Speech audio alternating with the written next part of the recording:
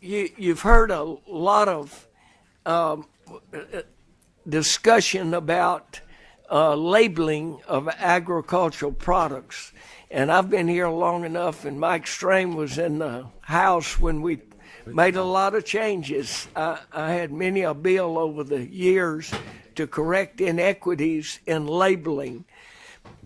I have found out that I never thought it was so many people out there that didn't, said anybody ought to know the difference in, I'll throw this in even though it's not a part of this bill, milk, saying that don't stop our milk. Well, I want to say this starting off in the committee, if some press person is writing this down, we're not trying to affect industry in any negative sense.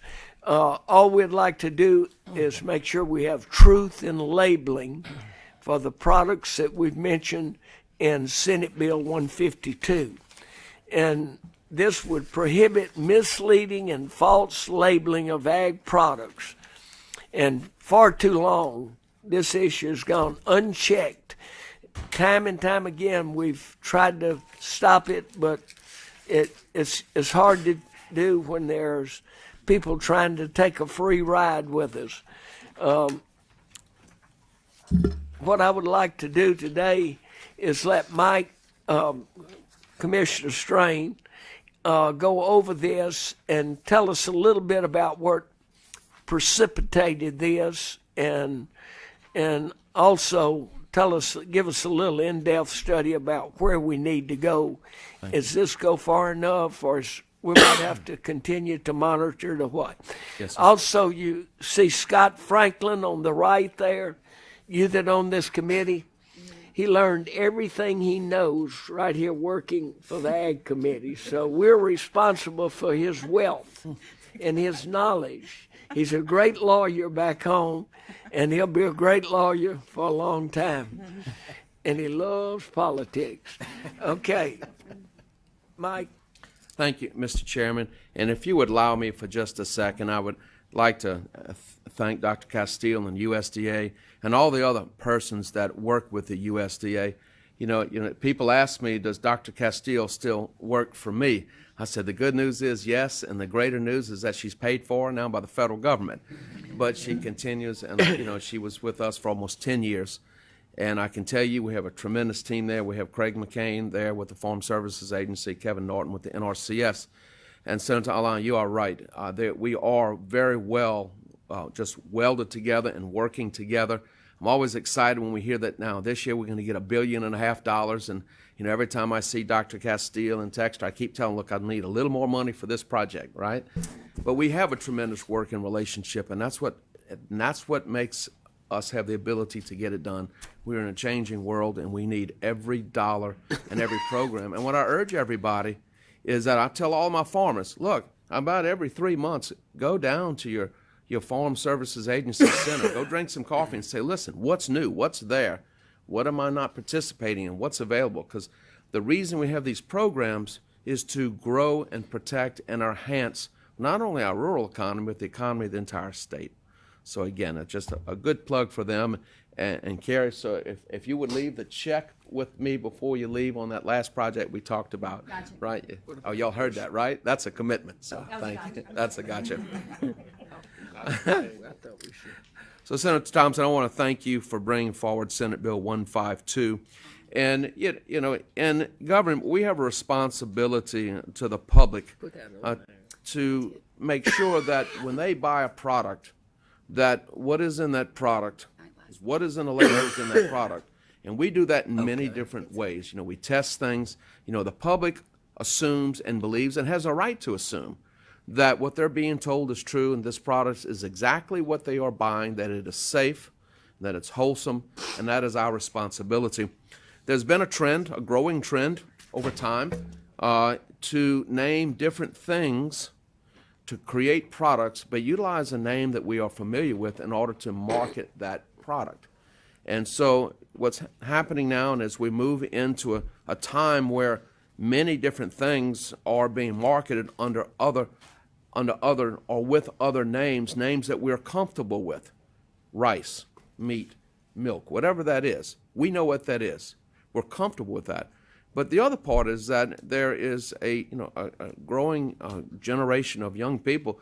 They've never been seen what we believe, what is meat, what is milk, what is rice. They're being told that this too is that product. And what's happening is that instead of, they believe it's one thing, or they go to the store. And so the purpose of this bill is that it places a label on an agricultural product that is eligible to be eaten by humans.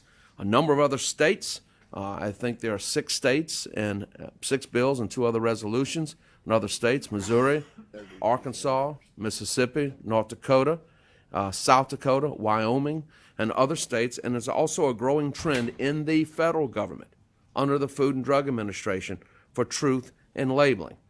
And so when you look at what this particular bill will do, it would prohibit intentionally misbranding or misrepresenting an agricultural product defined as beef, pork, poultry, crawfish, shrimp, or rice that is edible by humans. And what misleading would be, affixing a label that is false and misleading, selling an agricultural product under the name of another food, representing an agricultural product as a food for which a definition and standard of identity has been provided by the FDA Food and Drug Cosmetic Act, unless the agricultural product conforms to the definition and standard, and unless the label of the agricultural product bears the name of the food specified in the definition and standard and includes the common names of optional ingredients other than spices and flavors. Also, you cannot represent an agricultural product as a meat or meat product when the agricultural product is not derived from harvested beef, pork, poultry, crawfish, or shrimp, representing an article or product of rice when it is not rice, representing a product as beef or beef when it is not from a domesticated bovine, pork when it is not derived from swine, poultry when it is not derived from domesticated birds, utilizing a term that is the same or similar to a term that has been used to define historically in reference to a specific agricultural product, and affixing a label that uses a variation of rice in the name of the agricultural product when the agricultural product is not rice or derived from rice, and representing a cell-cultured food product as meat. One of the things that is going on across the world now, they're trying to develop technology where they take single cells or multiple cells, grow them out in a vat. It is a protein product, and they wish to call it beef, pork, shrimp, whatever that is, when it is not. Meat from beef, meat from pork, or whatever, that's many different cells, many different things. And that's what, so there's a difference between meat and cultured protein. If you want to call it bovine-derived cultured protein, that's fine, but it's not meat. There's a definitive difference. And so with this would place this responsibility under the Louisiana Commission of Weights and Measures, which is a fully adjudicatory but advisory commission to the commissioner, and provides for civil penalty of $500. But also we have to propose and adopt rules for this regulation. Of course, that would come back to you for oversight. And again, this will be handled on the Weights and Measures Commission. And so we also have a number of constituent organizations. If you would like, we can go ahead and allow them to speak, but I think there's also some amendments. You have 1 second. Senator Rice has a question. Yes, sir. Commissioner, I was speaking with some of my friends out in the audience prior to this, and I don't see really where it addresses or the intent is manipulation where you're eating what's called a fake steak. Now, I wasn't aware of that too long ago, where you glue it and make it from meat, from beef, but it's manipulated and glued. Was this address that? The intent No, to sir, address that's different, because that is, if you think of nuggets, chicken nuggets, right, where they take the chicken and they reconnect it together, it does not, because that is still a meat product. So you know, whether you want to call that, it does not address that as a steak, to my understanding. So correct me if I'm wrong on the topic, though. Do some steakhouses now are changed to use a manipulated form to take the meat and meat parts and glue it together to make it look per se? It was not a ribeye be cut off technically proper as a ribeye, but now it's been with meat product being put together to resemble or be considered ribeye. You familiar with what I'm talking about? I am not aware of that yet. I think maybe that's a conversation we need to have. Well, let's have We it. can also, It's there, and that they're doing that. But I didn't know whether this was in the germaneness of that to address, or if that was your intent to want to address it at the time. no, sir, that is not the intent today to address that. Whether or not but the thing of it, if they're selling it as a ribeye, and then they're taking parts of other cuts And putting forming it together into a ribeye, I'm gonna have to look and see under our USDA and our state meat programs. But that's not proper. I wouldn't think that would be proper, because they're not what they're selling at the restaurant is not what's on that label, and that may be something that we have to look at as well. We'll look at it in a different. We'll look at language it if it's not right. inside. We need to look to see if that violates USDA law, or on the different cuts of meat. Are you familiar with it? Have you heard No, that? sir, when I they have do that? not. I was I have unfamiliar not. with it about a year ago, and I was not familiar with that. okay. No, sir. But what this does, though, is that if it can't be called meat unless it is, living, bovine, or whatever creature derived. Yeah. Right. That's where this goes. Thank you, Commissioner. Thank you, Mr. Chairman. Commissioner, if you might, you've got a set of amendments. Yes, sir. Let's Yes, go sir. ahead and explain those as we go through the bill. The first one I have before me is Amendment 1 on page 2, line 4, after shrimp, and before our rice, insert meat, and then the second amendment on page 3, line 4, after whole, delete the remaining of the line and insert or broken kernels. And you may want to explain that. Yes, so on that people- particular point. I that know, was- because I didn't raise real good corn. A lot of it Yes, was sir. broken. If I could, would you like to address that point? Go ahead, Mr. Commissioner. But because I know that was brought to us by the rice industry, the specific on that, Yeah, yourself. that amendment was suggested by the rice industry. by the rice industry. Sure.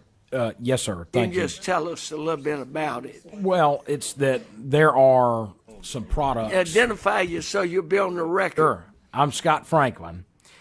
Though that amendment is referring to some products that are using rice, which we greatly appreciate. They're a consumer of rice, Louisiana rice, but they're not advertising themselves as making rice. They're just using that product for rice. So we don't want to do anything that would jeopardize their business interests.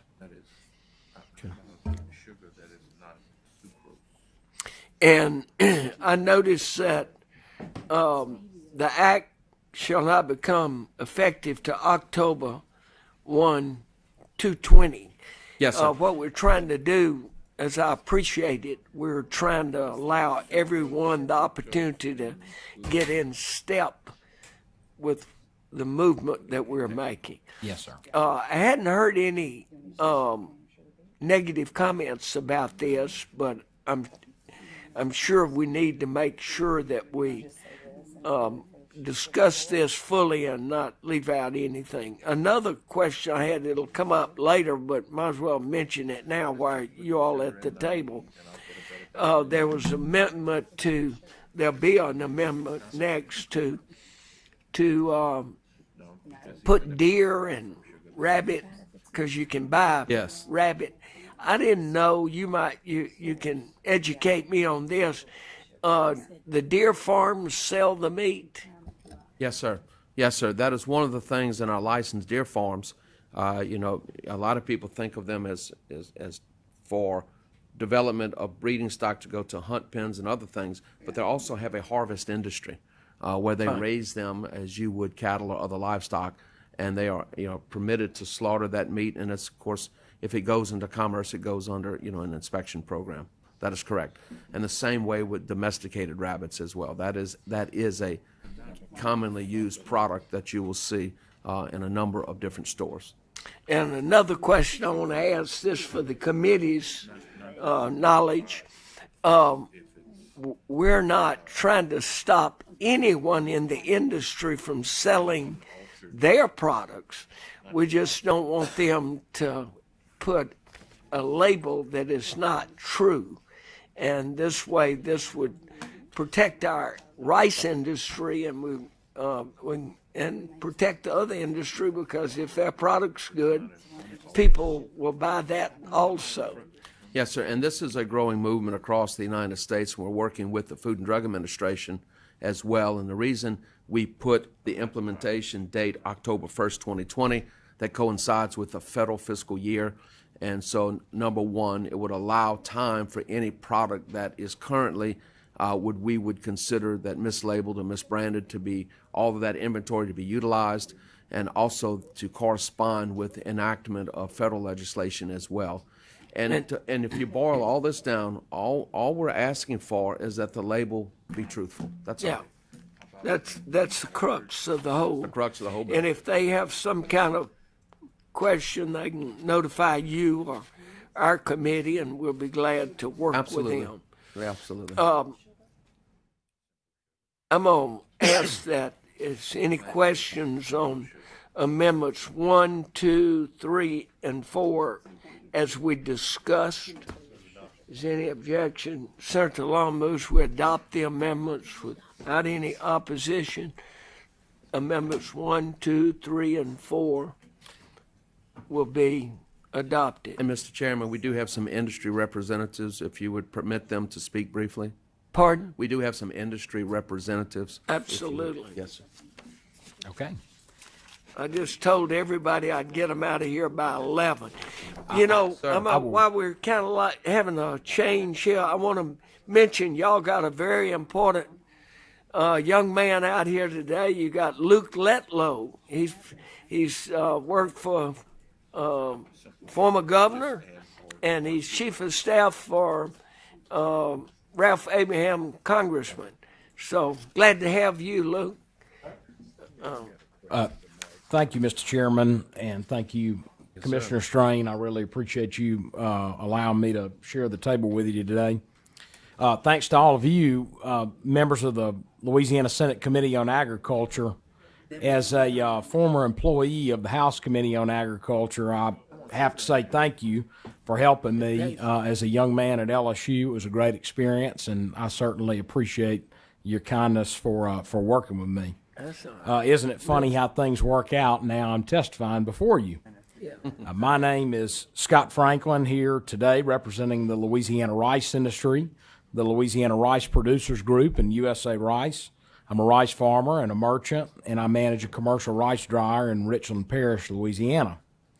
The Louisiana rice industry has been a backbone for Louisiana agriculture and Louisiana business for over a century, providing thousands of jobs across the state from the cultivation, drying, and milling of Louisiana rice. The rice industry has also created a thriving and booming crawfish industry, which would not be possible without Louisiana rice farmers and their tireless work to create the best and most efficient use of our land.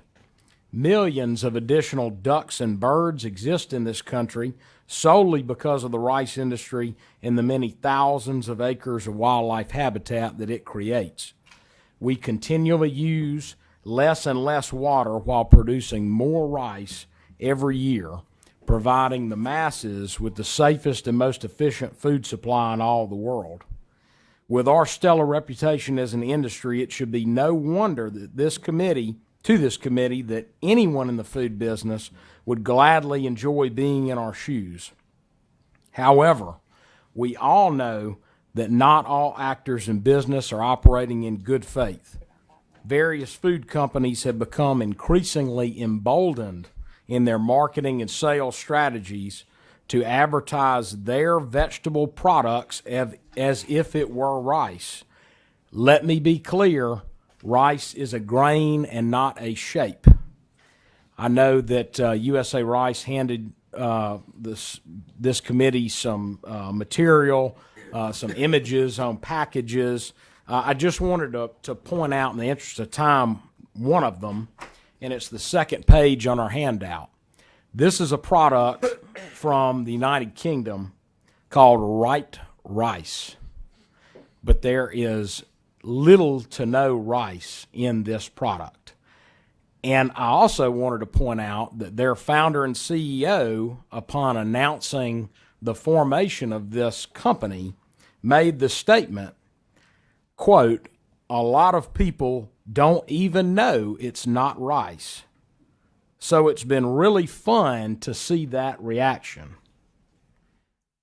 In my opinion, fun means we're making a lot of money off of fooling people.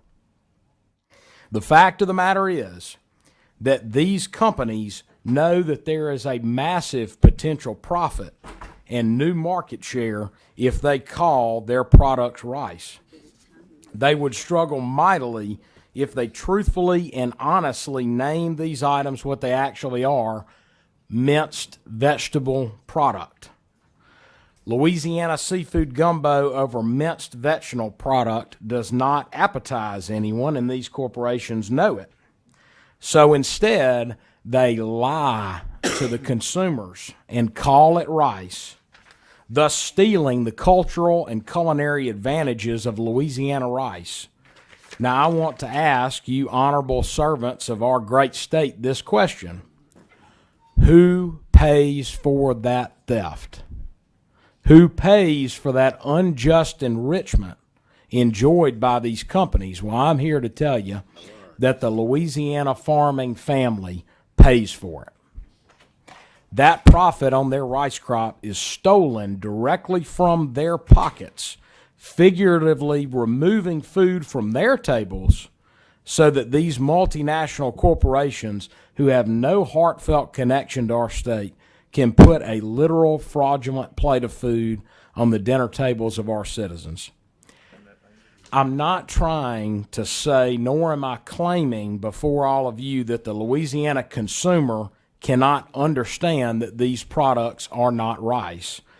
We know it's not rice. I can do it. However, in addition to the dishonest robbery of market share, these companies are creating a misinformed and false generational sentiment that Louisiana rice is not healthy. We cannot let these bad faith actors come into our state along with the rest of the country with the intention to destroy the Louisiana rice industry. Therefore, I am here to humbly ask that we create a standard of labeling. Our friends to the north in Arkansas have done such work, and they did it very effectively, I might add. While actions toward a standard of labeling in Louisiana will not prevent these companies from acting in bad faith, we are trying to send a message, as Commissioner Strain mentioned, to the federal government, specifically the Food and Drug Administration, saying that enough is enough. We have to protect our farmers. This is a local product. We grow it here, we dry it here, we mill it here, we bag it here. Everybody out on the campaign trail and in your own districts, I'm sure you use the phrase support local. We got to support local. Well, we don't grow cauliflower here. We don't make these fake products here. We grow rice here. We grow crawfish here. Let's support local. On behalf of the Louisiana rice industry, USA Rice, and the hard-working, faithfully tax-paying rice and crawfish farmers across this great state, I thank this committee and its chairman for allowing me to voice my concerns, and I will be happy to answer any questions that you may have to the best of my ability. Good job. I think you covered the board, and I'm afraid I'll lose a quorum if I wait too much longer. That means you So got to be fairly quick. I'm gonna allow you, sir, to have a few minutes if you desire to speak. Yes, my name's James Liller. I'm president of the Louisiana Cattlemen's Association. I'm a lifetime cow-calf producer from Vermilion Parish. I just want to make it brief. I do support Bill 152 and that, and we thank y'all for y'all efforts to Thank you protect both our for products. what you do for agriculture in Louisiana. Thank We y'all. appreciate that. Thank y'all very much. Okay, Senator Fannin. I'm gonna pass. All right. Senator Alon for an amendment. Yes. Yes. Thank you, Mr. Chairman. Not to be left out of the party, I would like to insert sugar Thank you. into Yes, this sir. also. So between, on page 2, line 4, between shrimp and rice, which is a good place for sugar, we'll insert the word sugar. And on page 4, between lines 20 and 21, we'll insert the following. Representing the agricultural product as sugar when it is not an unaltered plant-based simple sugar or sucrose. Very good. Thank you. So, okay, that pretty much sums that amendment up. Is it any opposition to Amendment 653, Amendment 1 or 2? Any questions? Then this amendment, 653, those two amendments will be, we will, what do we do? Adopt them. All right, we'll adopt those two. All right, any objection to it? Alon makes a motion. All right, those amendments will be adopted. Thank you. All right, we got another set of amendments.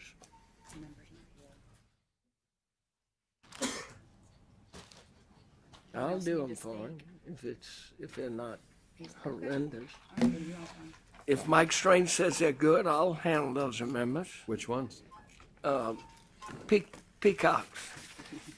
It mentions on page 2 poultry, crawfish, and it inserts alligator farm raised and deer, turtles, and domestic rabbits. I have no objection, Mr. Chairman. I didn't think it. Okay, I'll offer the amendment for Peacock, 590, 1, 2, and 3, all three of those amendments. Is there any question? If not, those three amendments will be adopted. Thank you. Thank you. Okay, Mr. Chairman? we're going to close on the bill. Yes, Mr. Chairman, I would like to thank you, your entire committee, and especially your staff for working. And you can see there's a lot of buy-in by all the different members here as well on this very important subject matter. I think this is very timely, and I think it will lead to better consumer confidence and market stability. And so therefore, I respectfully ask passage of this bill. Thank you, Commissioner. And we've got a lot of cards. 2, 3 have spoken. And we've got the Rice Promotion Board. We've got several from the rice industry, Louisiana Rice Producers Group, and we got Farm Bureau, Joe Mapes, and Cindy Bishop representing the Louisiana meat producers. Yeah, I might let you know that we have several bills. They get a lot of advertisement. Make sure that you talk to your legislator and make sure that they know that all we're doing is try to have truth in labeling. So with Representative Senator Alon, he moves that we report Senate Bill 152 with amendments. Is there any opposition? None? Then it is approved. Chairman, members of the committee, and everyone, thank you. Thank Very you. much. A lot of work here. Thank you very much. Thanks for having me. Senate Bill 152 by Senator Thompson. It is an act to amend Title III relative to labeling of agriculture products. It comes from Senator Martini, sends up technical amendments on behalf of the Legislative Bureau and moves adoption of the technical amendments. Without objection. Dr. Thompson. Thank you, Mr. President. Members, Senate Bill 152 is very simple. It's a truth and labeling of ag products. This was brought to us in committee by a group of senators and representatives from both bodies. Also, the Department of Ag was there. The purpose of the legislation is to prohibit the misleading and false labeling of agricultural products. Far too long, the issue has gone unchecked and was approached about a year ago and studied and looked at, and the bill has been brought before the committee without any opposition. We put a couple of amendments on it. It deals with rice. It deals with seafood, it deals with cattle, it deals with a lot of different issues in agriculture. But one thing it doesn't do, it doesn't misrepresent to the people what the label says it is. If it's not rice, it should not be labeled as rice. If it's not meat, it should not be labeled as something that is a substitute for meat. We have no issue with the quality of any of those products that use the good name of agriculture products, but they need to follow the truth and labeling of their product. And the only way that we can do this is to require them to follow this law. It will take a while to go through the industry, but what we found out that if we give them until October of 2020, we will be able to meet what they expect. So that pretty much covers the legislation. If they violate the law, it will be a $500 penalty, and that penalty will be only after the Weights and Measures meets with them. Be happy to answer any question. Senator Cletter.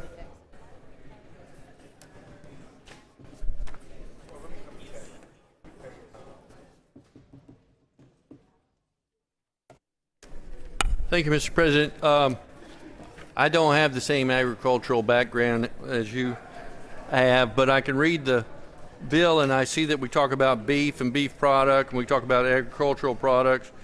But as far as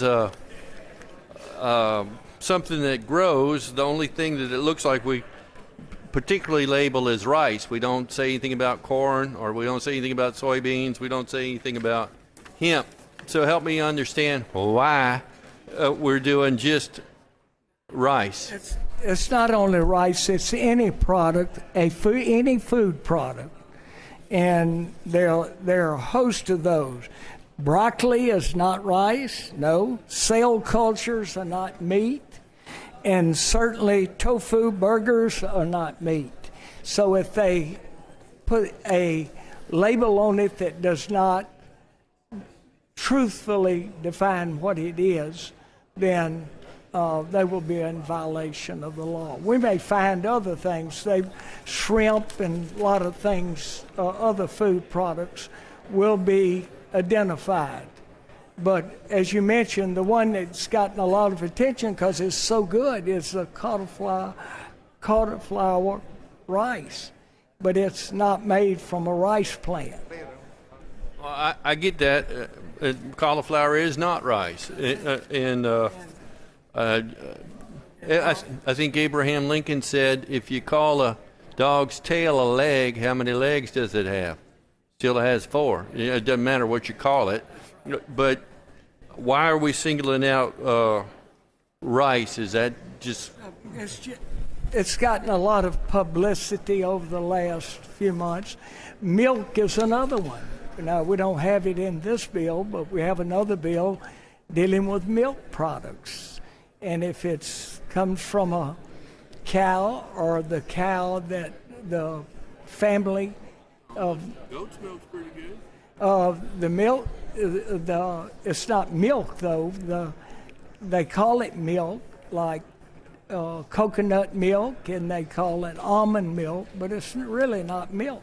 It's a it's more like a juice, and they are changing nationally. We've had conversations with food and many of the corporations that are selling these products, and they understand they're going to have truth and labeling, as anyone would suggest. So what's the penalty if they violate this? $500 after they go through weights and standards and prove that. Thank you. I see no Cortez, questions. Move. Question. Final pass.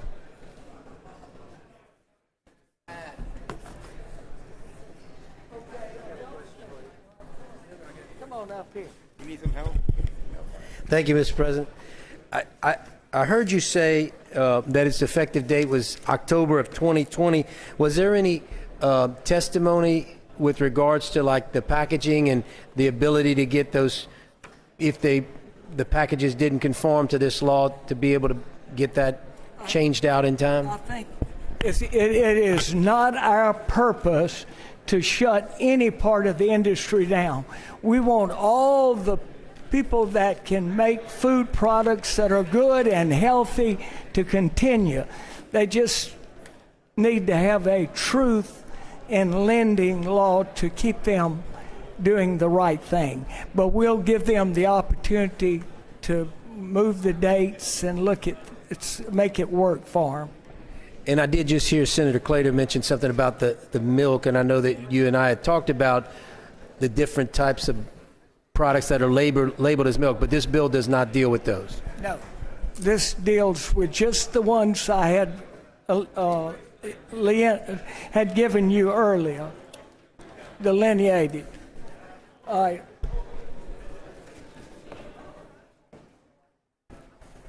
All right. Senator Donahue, you've got a question?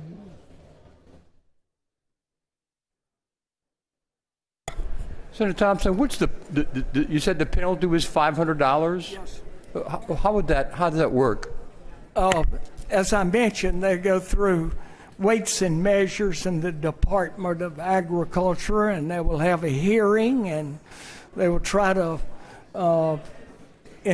encourage those that are mislabeling to label, do a better job of labeling. If they have some reason why they can't do it quickly enough, we'll give them a little time. We're just trying to get them to conform to the labeling laws. Listen, I think that's admirable. Let me ask you a question. Can I take cauliflower, call it rice, go over there, give the commissioner $500, and then just continue on like I'm doing? I don't think that will work. We're not trying to hurt anybody, but encourage them to do the right thing.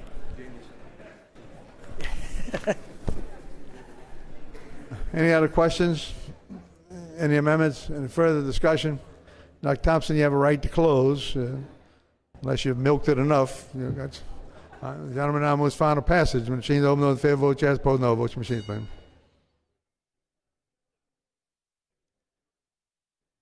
Vote your machine. You through voting? Call them up, please. 34 yeas, no nays. The final passage. Reconsider. Objection. Senate Bill SB 152. Before we get started on the bill, I want to make a little statement. Last week, whenever this bill had gotten taken off the agenda, there were rumors that our committee was playing shenanigans and all of this stuff. Last week, when the bill came to us, the bill was in a form that would have not done what we were trying to do. So between that time and this time, we have a 2-page amendment that will address that. But I want everybody to understand that our committee will hear and do every bill that comes in here, and there will be no shenanigans going on with it. So with that being said, Representative Stefanski, you want to? I've spoken with, I've looked at the amendment, Mr. Chairman. I've spoken with Senator Thompson. He has no objection to it, and so I would offer the amendment, or you can offer it either. No, that's fine. Yep, and I'd like to offer that, and I move we adopt it. All right. You want to read it in? And I believe it's mainly technical, Mr. Chairman. Mostly technical, exactly. Go ahead, Joan. Chairman, members, these are committee amendments number 3158. The majority of the amendments are technical. The bill, as it was drafted, had pretty much said that you can't label an ag product as an ag product. So these amendments are correcting that to say you can't label a food product as an ag product unless it actually is an ag product as we define it in the bill. And then the only other change that is not technical is the deletion of the prohibition number 9 on page 4 that says utilizing a term that is the same as or deceptively similar to a term that has been used or defined historically in reference to a specific agricultural product. So we've removed that from the bill. And that's it. All right. So we have a motion to do them, to accept those, but we can't vote on them right yet till we get people in here with a quorum. So we'll hold it and we'll come back to it. All right. Thank you. On you, Bill. Thank you, Mr. Chairman. Members, today I present Senate Bill 152 by Senator Thompson and myself. And essentially what this bill is, members, this is a Truth in Labeling Act for our agricultural products. This is really a consumer bill. This is to make sure that things being labeled in our community, in our store shelves, to our citizens are accurately and correctly labeled so that they are not misleading and people understand what they're buying. It covers meat, it covers rice, it covers sugar, it covers pork. It essentially says that if something that is traditionally and which has been defined by the feds, you're labeling it what it is. And I guess that's as plain and as common sense as I can put it. And Commissioner Strain, of course, is going to elaborate on the effect. It provides for a civil penalty if you are mislabeling something. It applies to the person that is affixing the label. So if you have a grocery store and this product is on your shelves, you are not the person that this bill is targeting, nor are you the person that would be liable for this. It is the person that is affixing the label, so therefore the manufacturer. All right. And Commissioner Strain, whatever you want to add on that. Thank you, Mr. Chairman, members of the committee, Mr. Stefanski, thank you for bringing this. I want to thank Senator Thompson also for bringing this. We've been working on this legislation for a considerable amount of time. We've also met with the Retailers Association and others, and there are some timetables in here as to when this would take effect. Currently, the Department of Agriculture, through our Weights and Measures Division, we do some labeling work with the USDA. By the USDA, we look at over 50,000 packages per year, and we obtain from them, from the USDA, a list of stores to go. That's the way it's done. It's a random. We're looking mainly at the country of origin labeling and whatever the USDA asks us to look at. When you look at some of the issues that we do for food inspection by complaint, we do approximately 2,000 to 5,000 package inspections per year. We have 37 field inspectors. The majority of what we're doing is weights and measures. So we look at a package. If it is a pound of frozen shrimp, there's a methodology where we thaw it, we weigh it, and we take a look at that. So the issue is that on the current labels, on Title III, 4617C, and this is currently in the Weights and Measures law, it says no one shall misrepresent the name, the origin, or type of any fruit, vegetable, grain, meat, shellfish, including catfish sold or offered for sale to any actual or potential consumer. This is a truth in labeling, but it further goes to define products. It says catfish shall only mean those species within the family Ictaluridae, or Aridae, or Locaridae. I think I got that fairly close. And so what we are doing here today, there's a growing propensity to market one food product using the name of another food product. And so there's similar legislation across the United States, statements by Dr. Scott Gottlieb of the Food and Drug Administration, and it's basically we all support a variety and marketing of foods. But the bottom line is that you must market that product truthfully to the consumer, irregardless of what it is. The consumer has a right to know, and you have standards of identity. So we know what meat is. We know what shrimp is. We know what crawfish is. We know what rice is.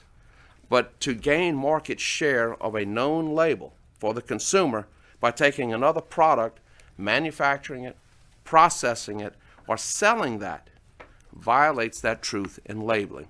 And so what this bill does is it basically goes in and further clarifies specifically what particular products are. It says what beef is. Beef, it means the flesh of a domesticated bovine edible by humans. What a beef product is. It defines what a cell-cultured fruit product is. When you look at worldwide, we're talking about the cell-cultured food.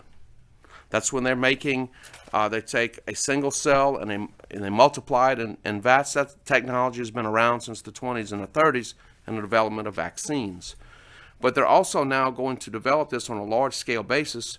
Predominantly, it will be shrimp first, then poultry, then pork, then beef in that order. But cell-cultured fruit product, that is not meat. It's not beef. We need to have definitions. And so further in this bill, there were amendments to define what sugar is. We define what poultry is, what pork product is.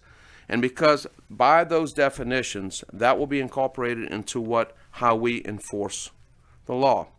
And so today, we're talking about rice, we're talking about beef, we're talking about pork. We added crawfish and other things because I want you to think about this. In a year, will we be here if we don't do this? And they are selling crawfish, CRAW-fish. They take a fish product, they manufacture it, they process it, they dye it, they stamp it, and they freeze it, and they put it in that package. And it could say, I always pick on Boudreaux. I guess I should say bourgeois because my grandmother was a bourgeois, right? Bourgeois crawfish. Now, on the fine print, it will tell you that it is a fish. It's not crawfish. But we're simply saying that what is on the label has to be what is in the product, and you cannot manufacture something to sell it using a standard that we know. And there are issues now involved in the mislabeling of food products. And I have a stack of studies, and I'm not going to take up your time showing that, and statements from the FDA and from the journals of pediatrics and other things, is that, most of us are very discerning. We know, we can figure out what we're buying, but a lot of people simply don't know because they trust that name. Most consumers, when they see rice, they have a right to know that that is rice. And it's very, very simple what we're doing today. The penalties and other rules, that's already in law, that is currently enforceable. We do a great deal through the Office of Weights and Measures. It goes before the Weights and Measures Commission. And so the way that particular works, if there's a mistake or a first reason, they're sent a letter of warning. If it's the second time, then there would be a hearing, at which time they can either stipulate or they can contest it. And then there's always the right, again, to arbitration before the 19th JDC. That's standard law under the Weights and Measures. The laws of weights and measures, the laws of commodities, are the oldest laws in antiquity. They're there for the orderly conducting of commerce and to, at the end of the day, to protect the consumer. But it's also protect all of our industries, and that's what this bill does. And again, we've worked with the retailers, and I'll be happy to answer any questions. All right. So I guess just looking and looking at the bill on the face value, I'd spoken to Representative Stefanski about this before. What does this bill do that what LDH does now doesn't do? What's the difference in the two? Between the Department of Health and Hospitals, LDH, I can't tell you what Health and Hospitals does as far as their labels. I don't know that they have specific language that is defining what products are. I can only tell you what my law says. Because looking at and looking at what LDH does and pulled it up, a lot of theirs reads labeling is if its labeling is false or misleading in any particular way, if it is offered for sale under the same name as another food. My big thing is I don't want us to have to create something brand new to cover something that we're already covering. And that was my whole, not that I'm against the bill. That's one of the things that I guess you could call it a pet peeve that we. Well, I could probably get an answer to that between now and the floor, unless there's someone from Health and Hospitals here. Okay. But I don't know to what extent they enforce labeling laws. And Mr. Chairman, and all I would say is, I think with these issues that we're trying to address in this, agricultural, I think, Commissioner Strain is in a unique position in his office to where he understands these issues. I would not be a stretch to say much better, in my opinion, than probably LDH does, although I'm not knocking their department. Right. But I believe the commissioner would be in much better position to understand the technicalities. He's obviously well versed on the new technologies that's coming up to produce some of these misleading commodities. And while it may look duplicative in nature from its facial value, I believe setting this up specifically under the commissioner's authority, he's in a much better position. And a number of years ago, and I think it would be back to 2010, when there was the issue of selling catfish, Louisiana, that was not catfish. Right. They would say catfish, and it was placed into our weights and measures law. And basically, and we work with the retailers and we work with the restaurants, but it defines catfish. What this does is put further definitions in, which is guidelines to follow. So under Health and Hospitals law, and I have not read their section of law that would maybe deal with this particular issue, this by definition says what these products are and what they're not. Okay. And that gives us a baseline for that type of enforcement. That's pretty much what theirs says as well. So looking out for our local stores and things like that, what happens if Shake Snyder Groceries is making hoghead cheese? Well, okay, currently under that is under 34207, and that is under meat or meat product for intrastate commerce, right? Your hoghead cheese, that is currently under the our meat inspection laws. And so what we do there are a variety of things. That one, that particular product has to be inspected. The meat has to be inspected prior to being used, and then we have to have the facility must pass inspection, and there are inspectors there. If it's a very small facility, we go by on a schedule. If it's a large facility, we're there all the time. And then, once that product is made, then it goes into the stores. Now, we do random sampling in the stores, and I think Health and Hospitals does too. Well, particularly, I'm talking about the labeling side. So it's definitely not cheese, and it's definitely not hog's head. But it's pork. It is pork. It is pork. And so if you're labeling, so this does not define hog's head cheese that specifically, but if you put on there that it's pork, if it's pork, it's got to be pork. And so and the reason we're doing this is that in a future time, as these cell cultured products become more widespread, so you could have something made in a vat that is going in and they're selling it now as hog's head cheese, say this is pork. It's not pork. They can't label it. They will not be able to put on the label that it's pork. They'll have to put that it is a cell culture. I guess what I'm getting at is if they label it, because I know a lot of my local stores do, if they label it hog head cheese. Yes. But I think that the argument there would be, is it cheese? And we're not identifying cheese in this bill. And so I think the mislabeling, in my opinion, would be from a cheese standpoint. Also, in the original version of the bill, as we were drafting it, we removed the section that when you had something that said hog head cheese, when you combine those two, that it wouldn't have to meet that definition as a cheese product. But that's but hog head cheese is a common thing, right? Right. But where this, but let's talk about the other part, right? If we had a vegetable product that is now being substituted for pork, for that protein, right? Then you couldn't call it a pork product. You see what I'm saying? Right. You're right. But now, my only concern is I don't want you or LDH to go into a local store now that's processing pork and saying, oh, wait a minute, this labeling isn't right here. And Mr. Chairman, if you look under the definition of deceptively similar, I think any Louisianian and any person who's enforcing this would agree that that's not deceptively similar to a Louisianian, because we all understand what it is, and it has to meet that definition. But also, if you look at this bill, And I think that definition was deleted. In the amendment? Yes, it was deleted. Yeah. so, but when you One look sec. at, 1 second. We took out the deceptively similar because the only place it was used in the bill was with the utilizing a term that's the same or deceptively similar. We took that language out, so we took out the definition of deceptively similar with that because it wasn't used anywhere else in the bill. Other than to say deceptively similar, which is the term. Yeah, okay.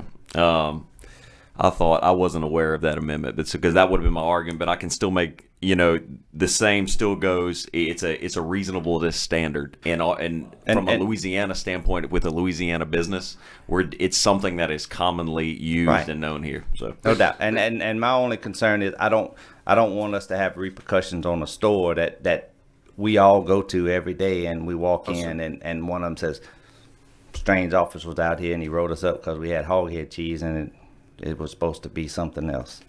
That's what I'm.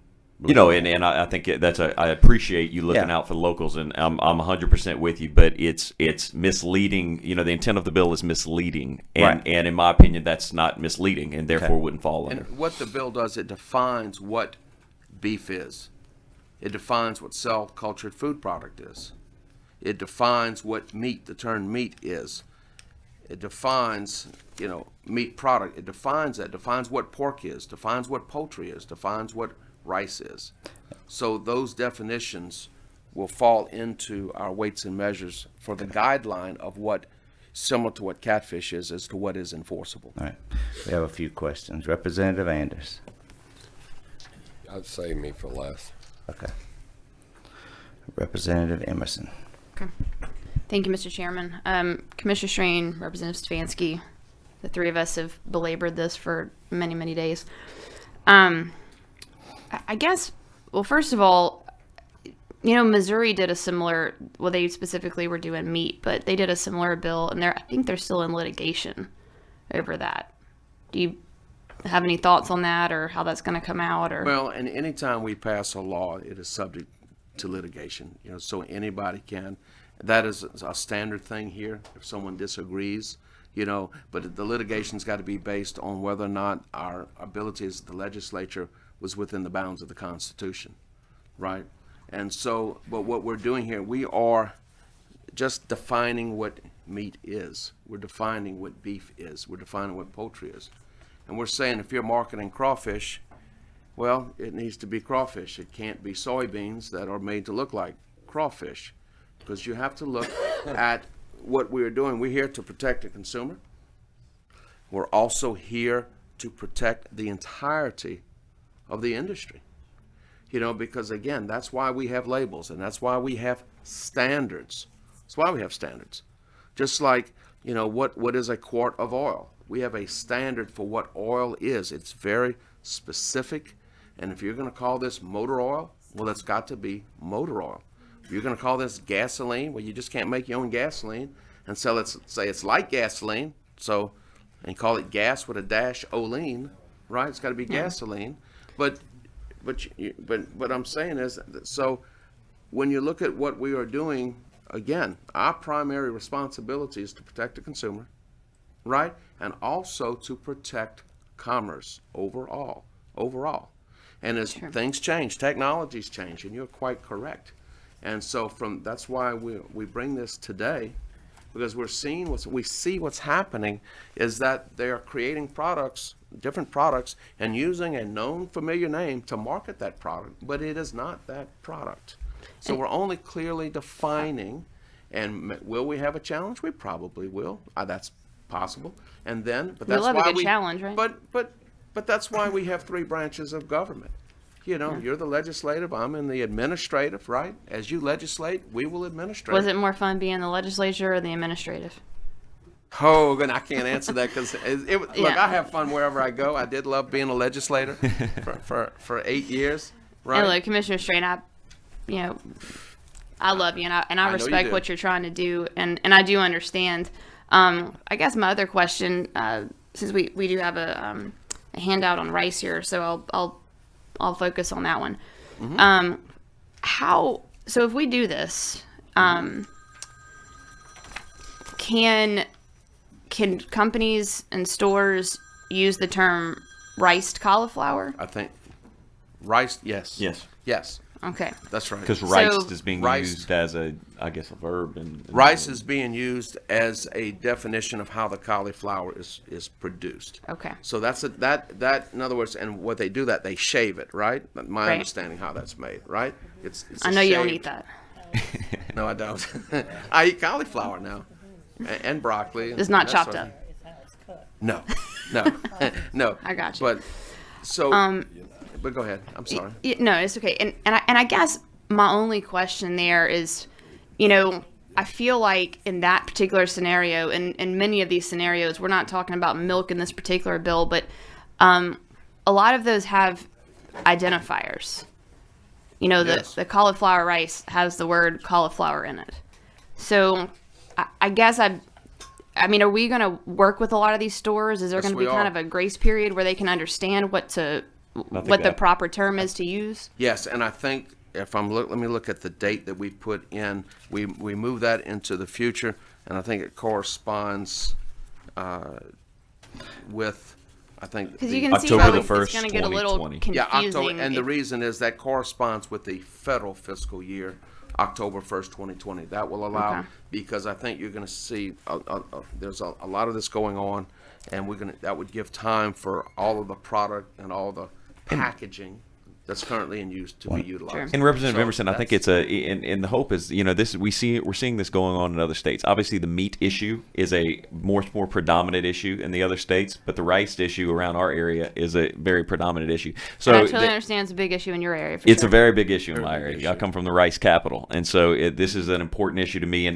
Look, the intent, Representative Emerson, isn't to say people can't eat cauliflower and they can't eat these things that they want to enjoy. All for it, but rice in particular, we've built up millions of dollars in marketing over the years, over generations, to build what rice is and to market that to people. And for a company to come in and take advantage of that when it's not the product is what we're trying to protect. This has been signed Okay, into law in one Arkansas. second. Consult. Staff, we got something in the bill that was addressed. Which one, to clarify something, on page 4, number 10, that starts on line 19, it says that this is one of the prohibitions. It's affixing a label that uses a variation of rice in the name of the food product when the food product is not rice or derived from rice. So that would include riced products. I think that's subject to interpretation, but in the way that she's specifically talking, riced cauliflower, the commissioner can comment on that, but my reading of that, Right. I differentiate from your interpretation of that respectfully. So, and that's been kind of a general consensus that they want to use that definition first, rice cauliflower, and I think you're going to see that across the United States that will be acceptable, but you just can't call cauliflower rice. And also, this has been passed and signed into law in Arkansas. Also, I have legislation here from South Dakota, and so and the legislation in South Dakota is mainly for meat. Arkansas is again going to be rice and meat products. Right. Okay. All right. Sorry, Ms. Emerson. Okay. Go ahead. Oh, I'm sorry. I want to make sure everybody can hear me. Yes. Okay. Okay. And actually, I think the chairman and I may have been looking at something very similar. I don't know if he specifically pointed it out as far as where it came from, but if you look at revised statute Title 40, Section 608, it's basically where he was getting, I think, or similar language, and it says talks about misbranded food. A food is considered to be misbranded if it's been found to be such by any department of the United States government, or if its labeling is false or misleading in any particular, if it's offered for sale under the name of another food, if it's an imitation of another food, or its label fails to bear any type of uniform size and prominence, the word imitation, and immediately thereafter the name of the food imitated. So I guess my question is, what's different? I do understand your definitions in here, but I think the intent of the bill is to make sure things are not mislabeled.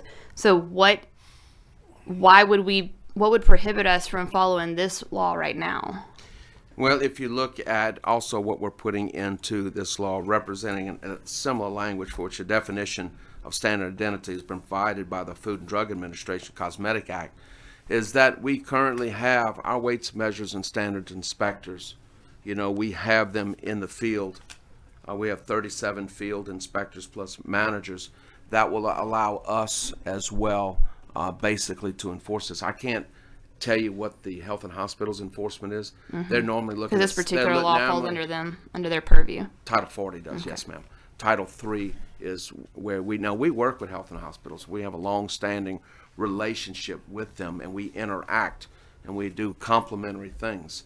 But when you're looking at under our definitions for what we do for labels, it specifically has definitions of products, and that's what we follow.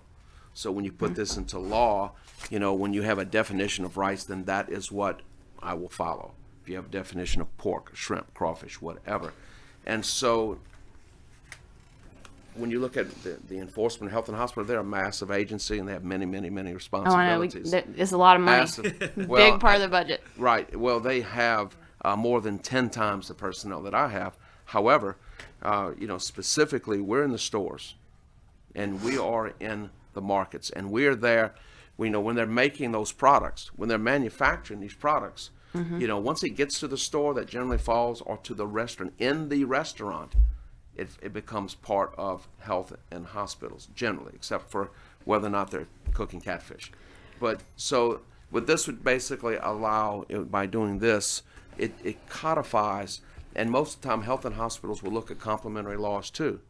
So, but all we're really saying is we're defining what this product is.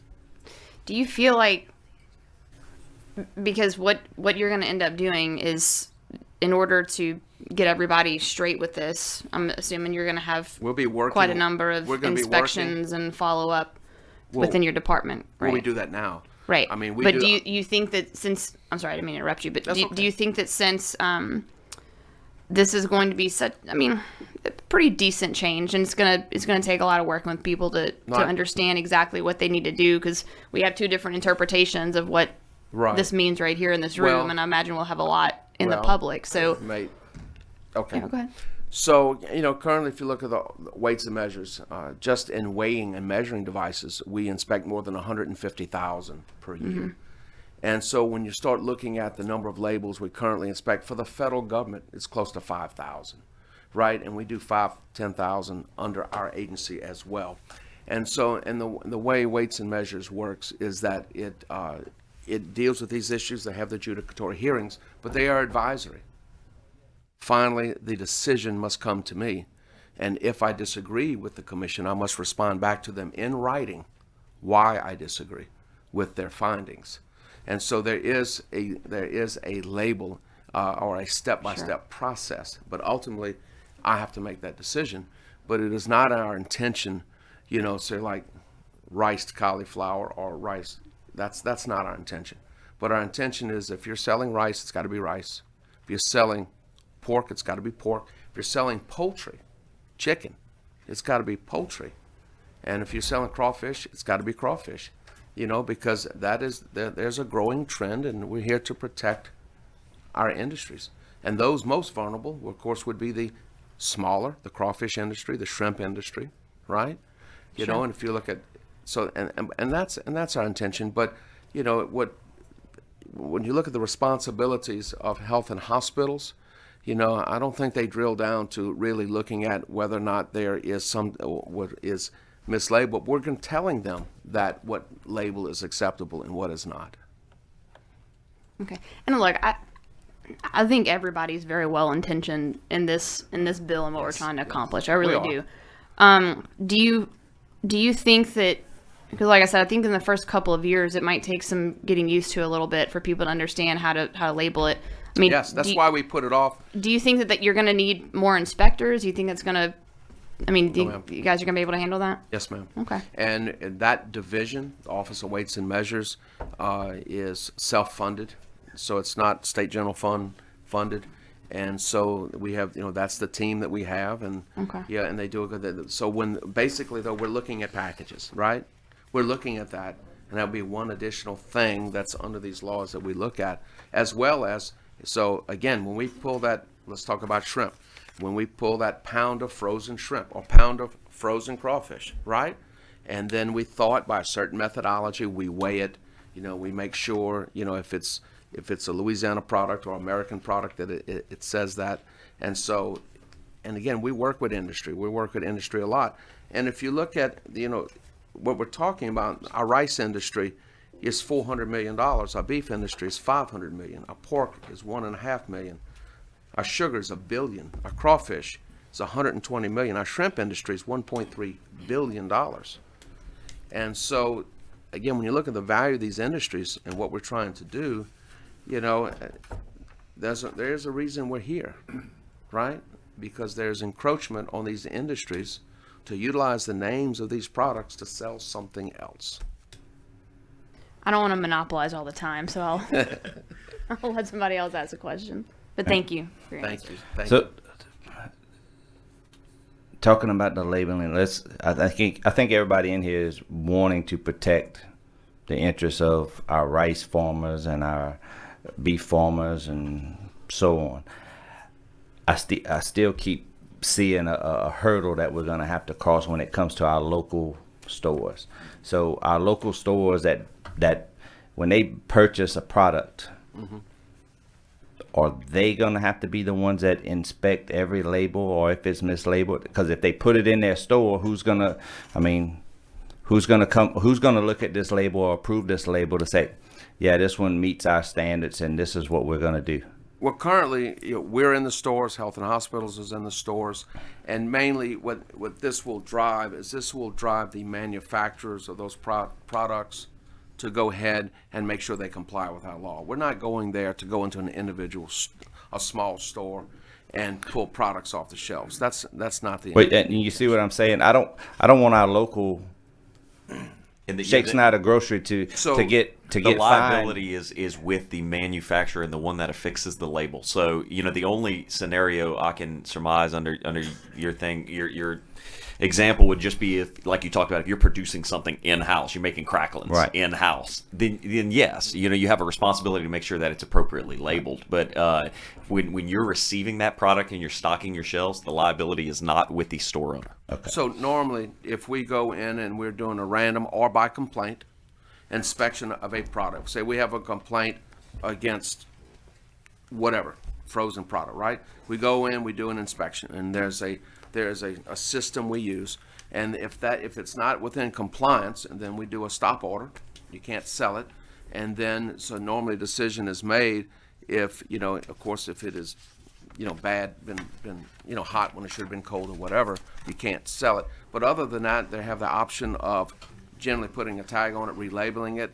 They can send it back to have it repackaged so they don't lose the product. And we try to do that in a very, very quick fashion. And that's normally when we find things that are short weight. Okay. Representative Gwynn. Thank you, Mr. Chair. The USDA, is this an expansion of the guidelines that presently exist that regulate imitation meats or whatever? I think it would be, you mean a narrowing, a tightening of the guidelines? Well, I'm sure we already have federal regulation on a lot of these products that you're talking about. Consumer protection products, that's what you're addressing anyway. Yes, sir. Yes, sir. And we're also working with the Food and Drug Administration, FDA, on similar type of language that will cover everything across the United States. We're working with them. And the reason we put this to October 1st of 2020 is that that will be time to look and see where the FDA, right? The FDA, as they are modifying their requirements for labeling. So you're talking with FDA, that's more to sell cultured foods? It's any food product. The food products, the labeling of a food product, right, and all those aspects, and the cell cultured, yes, that's under the FDA. How much cell cultured food is presently on the markets?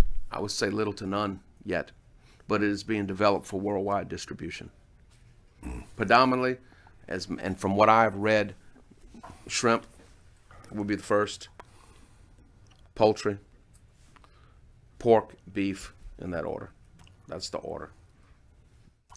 Yeah, we never had any kind of that problem where I live. It's kind of a first. But anyway, any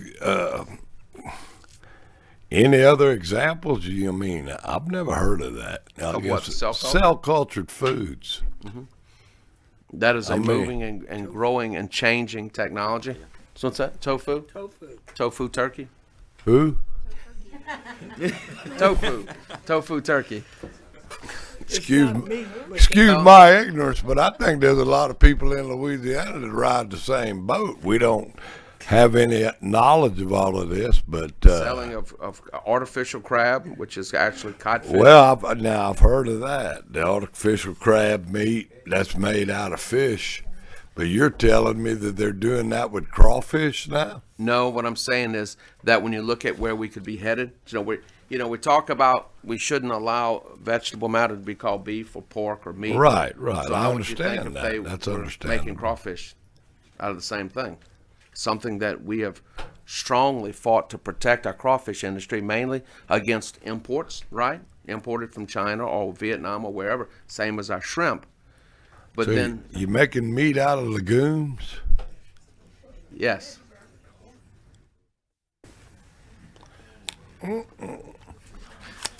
But Representative Gwynn, you're right. In Crowley and Jennings, Yeah, we're catching our stuff, we're catching our fish, we're catching our crawfish, and we're growing our rice, and so we don't have those issues. But worldwide, that is the growing trend that we could see. Expansions of populations, the demand to produce more food. Well, you can see all those things. Maybe Trump's right by kicking all that out of the United States. We don't need any imports in there. Mr. Gwynn, if you would permit me, this is a statement, again, from the Food and Drug Administration.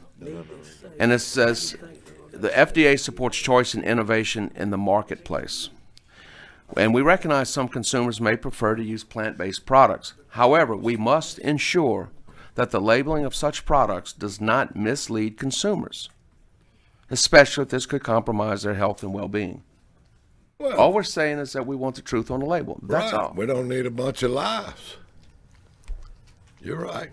And members, Senator Thompson came here while we started this discussion. I'd like to give him an opportunity to address. This was, his initiative. Thank you. Senator, on you. Thank you, Mr. Chairman. I want to come just to let you know why I'm in it. I'm in it because I chair the Ag Committee. I didn't know all this was going on. I was like Representative Emerson. I thought, that's stupid. Well, everybody knows what the milk is. No, I don't want you to be quoted. Some have said that. But I thought, well, why would we be doing this? But let me tell you, this is the Ag Committee. We're taking care of agricultural issues. We're ag, forestry, aquaculture, rural development. Every bill that comes through here, we have constituents that have needs and want us to take care of those needs. Now, I'm not worried about California and New York. Most of our opposition's coming from there. I have not known one person, but I get those emails you get. Everybody knows different milk. Everybody knows that rice and cauliflower rice are there. What are they doing wrong? Why would we want to? It's about honesty and labeling. Why are they doing this? Why are all the other states having the same legislation that we're doing? Arkansas, Texas, Mississippi, all the farming states. We must protect our industry in this state, agriculture. It's the #1 industry in the state of Louisiana. We need to take care of all those that the representative mentioned just a few minutes ago about we need to take care of our seafood, we need to take care of our food products, we need to take care of milk. We have several of these bills, and like with the milk bill I was talking about, well, and I have to talk about all of them because there's one problem with every one of the issues we're dealing with: truth and labeling. You don't have to be, if you're worrying about what's going to happen back home, first thing I'm going to say, the reason I did it, they didn't follow the truth and labeling laws. But we're not going to run out there to mom and pop. Mike Strain, our commissioner, he gave us, I know what I know because I listened to him and I've read, but he's absolutely correct. We're not going to fool with it. I hadn't had a Walmart, that's the biggest store we have in our area, got everything. I hadn't had anybody from Walmart, and I go in there all the time and talk to them, but it's going to be up at the manufacturing level. And Mike, check this out, they're changing their mode of operation. They don't think they have a leg to stand on because truth and labeling. But we need to protect every product that we produce. We've gone from over 1,000 dairies in this state when I first arrived at this capital down to less than 100. And as I look around, some of you still have one or two dairies, but they came to us and said, we can't compete. Everybody's trying to get a product because they know how good milk sells. We need to protect our industry. Louisiana's industries need protecting, and we're joining with other states trying to make sure they label properly. Now, if we go to court over it, that's fine. If they can prove that tofu is meat, well, maybe I'm in the wrong ballpark, But rice industry is having a tough go. Everyone, the beef industry. When I put this bill on the House floor and other bills, every senator in there, I don't think we had a vote against it. Maybe Mikovich or somebody. But I don't think we had anybody that was against the bill. And I'll close with this. Everyone wanted to protect the industries in Louisiana. I had to tell somebody, we don't need the protection on this one. It's not food. But we're only talking about food, and you're right, Representative Wynn. These issues have just come up, and we don't have all the answers, but we know that the FDA checks all food, and they're on our side. And some of the bills that you're going to have, it doesn't even take effect till they start enforcing their laws. So all I did was mirror what they suggested we do. Other states went further than we did, but I felt like we didn't want any problems with lawsuits or questions. We said only our bill goes in effect when the FDA enforces their regulation. So I've thrown 2 or 3 bills that you'll be hearing, but you may not want me over here again till next year. You welcome over here anytime, Senator. Thank you. So one of the things that we talked about earlier, and look, this committee is just like you. We protect ag, but we also protect our districts back home with locals just like you do. We have those local mom and pops that we don't want to put a burden on them as well. We talked about earlier about hog head cheese. When I walk in my store back home, they got it labeled hog head cheese. We know, me and you know it's not cheese, right? But it's hog head cheese. It's labeled that way. I didn't want them to get in trouble. And the other part that we discussed was the law that's in place now with LDH. It's almost word for word for what we have in this bill that we already have in present law. The only difference I see in the two is one is overseen by LDH and one is overseen by Commissioner Strain. That's the only difference I see in what we have with the two bills sitting there. This one specifies, the one with LDH specifies the labeling. It specifies that it has to be a food product. I mean, it goes into detail on just about everything, packaging, manufacturing, I mean, on down the line. I'm all for protecting our farmers and our products here. I'm a big proponent of protecting locals and making sure we get the right thing. I just don't want us to do something that we're going to have a adverse effect on down the road that's going to hurt our local stores, our mom and pops, hurting those people to make a living. I don't want them to get sideways with anything. So we have one question from Representative Anders. Yes, sir. I'm 100% for the bill. I said marketing or whatever else, and that's, in college or whatever, there's a marketing degree. And I mean, people in all the stores around, as you've ever noticed, marketing. And I'd much rather have, and as we say, in the locals, and I'm in a small area with grocery stores and whatever that are family owned, which few are left, but I don't see a problem with that. It goes back to the manufacturer here.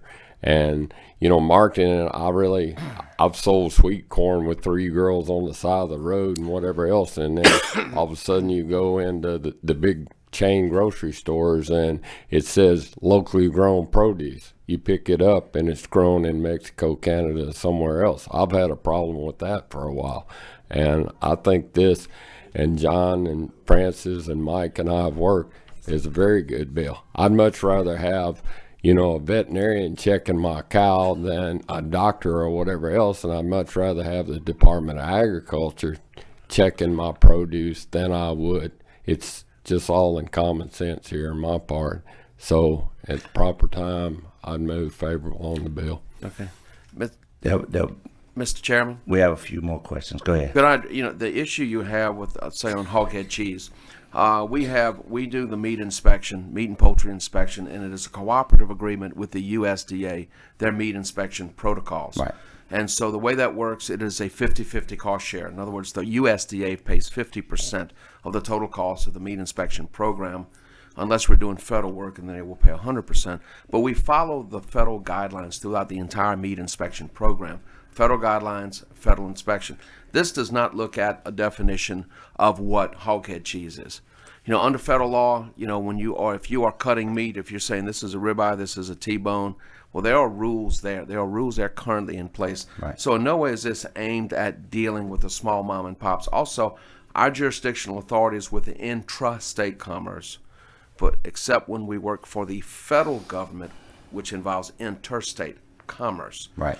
And so it is not our intention in any way to hurt any of our small businesses, and we'll be working with them, and that's why we put this into the year 2020, and also we'll be back here again, most of us, in 2019 or as we move forward. Right. Okay? Yep. Okay. And may I make one comment? Yes, sir. You tell me when I need. Just shut me off. McFarland. We talked about going too far, having the same language. I'm going to be handling that bill on the Senate floor today. We have a great definition. We were part of doing that back when I was chairing this committee in this building, this side. We're a ag, forestry, aquaculture, rural development. Forestry is already in it, but the word is silviculture. Silviculture to Same further thing, clarify and define. but I didn't say, well, I'm afraid, somebody might mess something up. If he wants to strengthen it, and that's what we're doing for our farmers, for our producers here in Louisiana, I'm working for Louisiana. I don't care. Really, I like to hear from California and New York what crazy stuff they're doing, but I'm not going to put up with it in Louisiana if I know better. So McFarland's bill, I'm going to handle it this afternoon, and I'm going to tell him the exact same thing that he said. I want forestry to be known in this state. It's a great industry, but all of those industries together make us the #1 industry in Louisiana. I don't want anything, if it takes 1 gallon of milk away from a Louisiana producer, Right. or if it causes us to lose on any product by mislabeling. And the last word I'm going to say, and you remember this, all this is about is truth and labeling. If you let it get by, it'll come back to bite you. And that's I think we getting confused on where I'm going with it. We all know what hoghead cheese is. Truth and labeling. If we're gonna define it and look at it that way, I'm all for protecting our farmers, our rice, everybody, everything that you said. But my one thing is also protecting my locals. They're not gonna know this right off the bat. It's gonna take time. My big concern is I want my farmers protected over here with their product, that it's going to be what it says it's going to be. But I also want my locals back home that have that grocery store, have that mom and pop store, True. to have a label on there that people understand. Because I wouldn't want somebody, and we all get them at our offices, at our district. We get people that call in and say, hey, look, y'all passed this bill the other day, and now I went in this store, and now it's labeled this away. I want y'all to look into it. Well, that sends Mike Strain, or it sends LDH, all of them out there to look at this. So that's my concern, is looking out for Louisiana. Period. Mr. Chairman, you know, I think it goes back to what we talked about before: misbranding and misrepresenting. Yeah. That's not. We're not doing that with a hogshead cheese, because everybody who's consuming that product understands what it is. And if you don't, you're not from Louisiana. Right. Representative Cheney. Thank you, Mr. Chairman. Let me go back to the very beginning of our meeting here today. I think we got a little maybe some things to take care of here. We brought this amendment and we parked it because we did not have a quorum this morning. You recall that? We parked. Yeah, we have not adopted this amendment. That's right. Okay, now let's go forward a little bit to the conversation that Representative Stefanski had. I can't remember the exact language. Help me out on this, if you will. It was, I believe it may have had something to do with deceptively labeled. Correct, Representative. It was actually and the answer to that was we had already gotten rid of it via this amendment right here, and I don't believe that has taken place. So I think we should revisit and see if that is something that is integral to this bill in that particular place. I don't know where that was. It was on page 2, line 15. Page 2, line 15. No, of the original, or the re-engrossed bill. Deceptively similar. So that have the vote. We didn't have to. So that has not been removed via the fact that we have not accepted this amendment yet. So we have time. If that is some of the most important part, which it looks to me like it would be absolutely imperative that's in there. Let's see if we can't remove whatever part of this amendment that did that. And yet, Representative, I don't want to speak for staff, but I believe that the intent of removing that was because it was only referenced once, correct? Where else was that word referenced? The definition was removed because we removed the prohibition on page 4, number 9, that said utilizing a term that is the same or is deceptively similar. We took that out, so once you took that out, you didn't need the definition deceptively similar anymore because where it wasn't again used. On that? I'm sorry. What On page? the bill, page 4. Okay. Line 16. Line 16. So number 9. Number 9 was removed. And so what we would have, Representative, if you would entertain a motion on that, you would want to keep that language from 16 to 18 in the bill as well, because otherwise we're defining something that's not used in the bill, and so there'd be no point yet. But I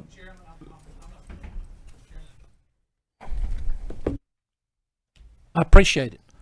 So yes, I think that is important, and I agree. And so if we need to amend the amendment, that's what I would propose, to leave that particular language in the bill. That would be the first thing. So Well, asked is the amendment divisible? That would be the motion. If the amendment he is can make that divisible. motion. Yeah, the chair has to rule on that. But Whether the amendment is divisible. Staff is looking at it right now.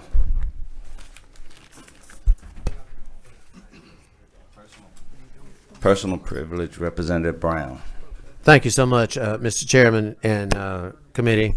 I have two special guests with me today. I have Wayne and Janice Baum from Grant Parish. Wayne and I were at Northwestern together, and so was Janice. Janice is originally from Plaquemines Parish, but she had family in Rapides and in Vernon, I believe, didn't you? And she eventually married this redneck from Grant Parish.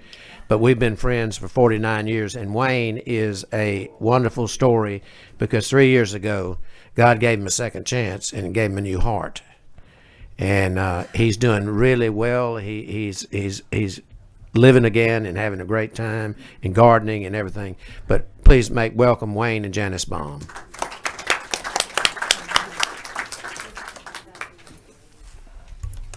And Clay, my We button do have is a still definition, punched. a federal definition of. I want my button punched again. Made that very clear. We don't want to make it worse than it. No. We parked it.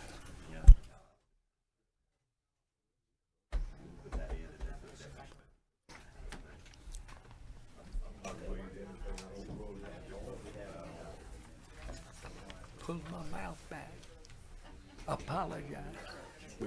We have a federal definition of head cheese. They removed it, they said, because it was vague. So there was no redundant reason. There wasn't a technical issue with that. They just removed it because it was vague. So if we put it back in, it doesn't.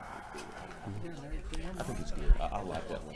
And Mr. Chairman, on the issue of the hoghead cheese, our meat We're back to inspectors the hoghead follow cheese. the federal rule, and the federal, it is defined federally for meat inspection as a jellied product consisting predominantly of pork, byproducts, and seasonal ingredients. It must contain some product from the head.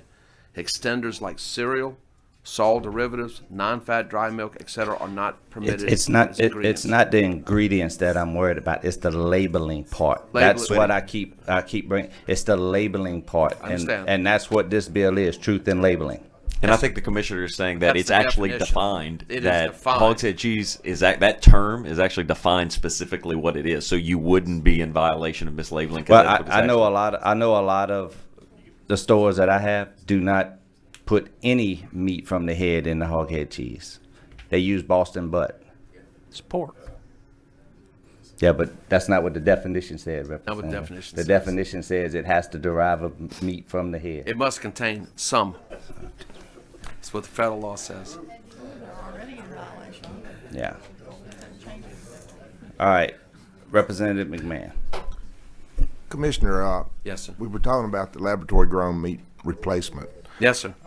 10 years ago, I don't think anybody sitting in this room would be thinking that we'd be close to seeing that on the shelves for consumption, but it's closer than we think. Yes, sir. It could be in any time in the next 2 to 4 years. I That's feel like correct. we'll start seeing it. And I think the importance of getting this legislation in place today is so we'll be ahead of it. We don't want to wait till we see that product and then have to start regulating. I think it's a good bill. Thank you. And for what we're going to see in the future, price of I've been told that the price of producing a pound of beef in the lab has gone from $1 million to $250,000 down to in the thousands of dollars now. So it won't be long till we will be seeing it, and it'll be something that the beef industry that we know today is going to have to deal with. So, Yes, sir. But I feel like you've got a good bill, and we need to move forward on it. Thank you. And, when we're looking at the cell-cultured meats, you and I understand they're going to use a single supercell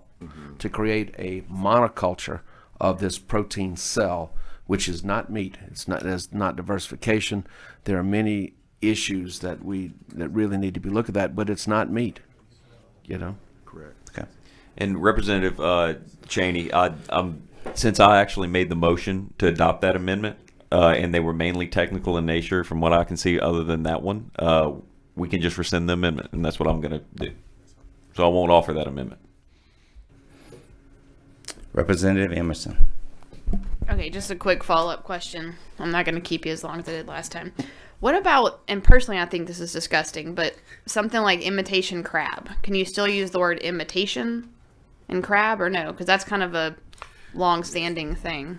This bill does not I know it doesn't not deal with crab talk about specifically. crab specifically. Right. Okay. But we talk about a lot of different seafood, so I didn't know. I mean, that's in the same realm. Mm-hmm. So that's a good technical question. If you can use imitation crab, I probably talk about it later. It's no, just but something I've thought but that's a very good question. And I think when you look at that, if it's clearly identified as imitation, right, Mhm. or as we used to call it, erats, right. So imitation product that is clearly defined as an imitation product, but you couldn't sell it. You shouldn't be selling it to people as crab, and it's not crab. I mean, we all know that. No, right? totally. I guess kind of going because I feel like we jump back and forth. It's like, okay, you We can do. say riced cauliflower, not cauliflower rice. But I think if it's But you can clear use that crab it's with imitation crab, you know? right? I think if it's clear, then that would be acceptable. Okay. And as we, further, look at these definitions, because we already have many definitions there. Mhm. All we're trying to do is clarify these particular products. Okay. Just clarification. Okay.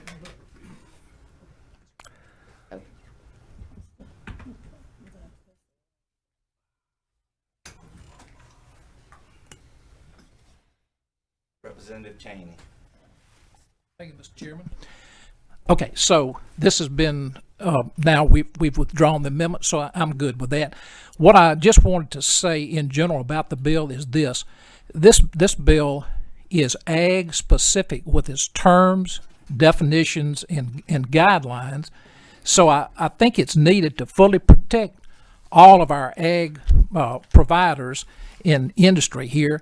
And, it's more or less a companion piece of legislation with LDH, but the policy and statutes, I don't believe is duplicative and does not go far enough with just using the LDH policy that is in effect. So that's my opinion. So thank you, Mr. Chairman. I appreciate it. Thank you. Representative Brown. Thank you, Mr. Chairman. Senator Thompson, thank you so much for bringing this bill. That a lot of areas that sell foods and convenience stores and things of this nature sell things that they advertise as Cajun fried catfish and other things and Gulf shrimp and stuff, but it's Gulf, but it didn't necessarily come from the Gulf of Mexico. But anyway, we need to protect our Louisiana farmers and vendors, and there's nothing worse to me than biting into a veggie burger, and I would eat one if I had to. But I remember 40 years ago, or 45 years ago, the first time I bit into a veggie burger, and I thought, my God, what type of hamburger is this? And then I realized that it was not really meat. But a lot of people do not realize when they buy something in these stores that's labeled something that it's really not. But this is a good bill, and I thank you so much for bringing it, and thank you, Commissioner and Representative Stefanski, for presenting this bill to us today. We need very much to be aware that our goal is to help Louisiana producers. That's what our purpose in being here for, and that's what this bill does. Thank you again. Thank you, Representative Brown. All right, we have a card in favor wishing to speak. James Lanou, Louisiana Cattlemen's Association.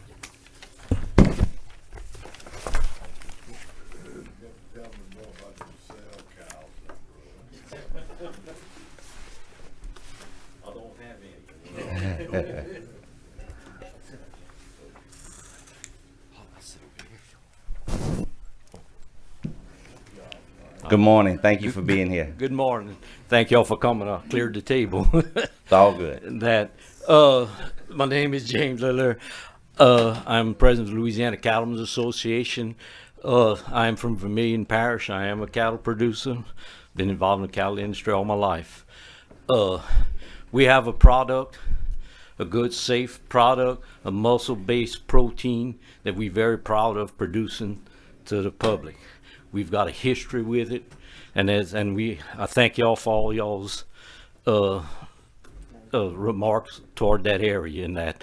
So I just want to, let y'all know we support the bill, because on this fake protein, look, we've been producing beef in Louisiana since before we had a government.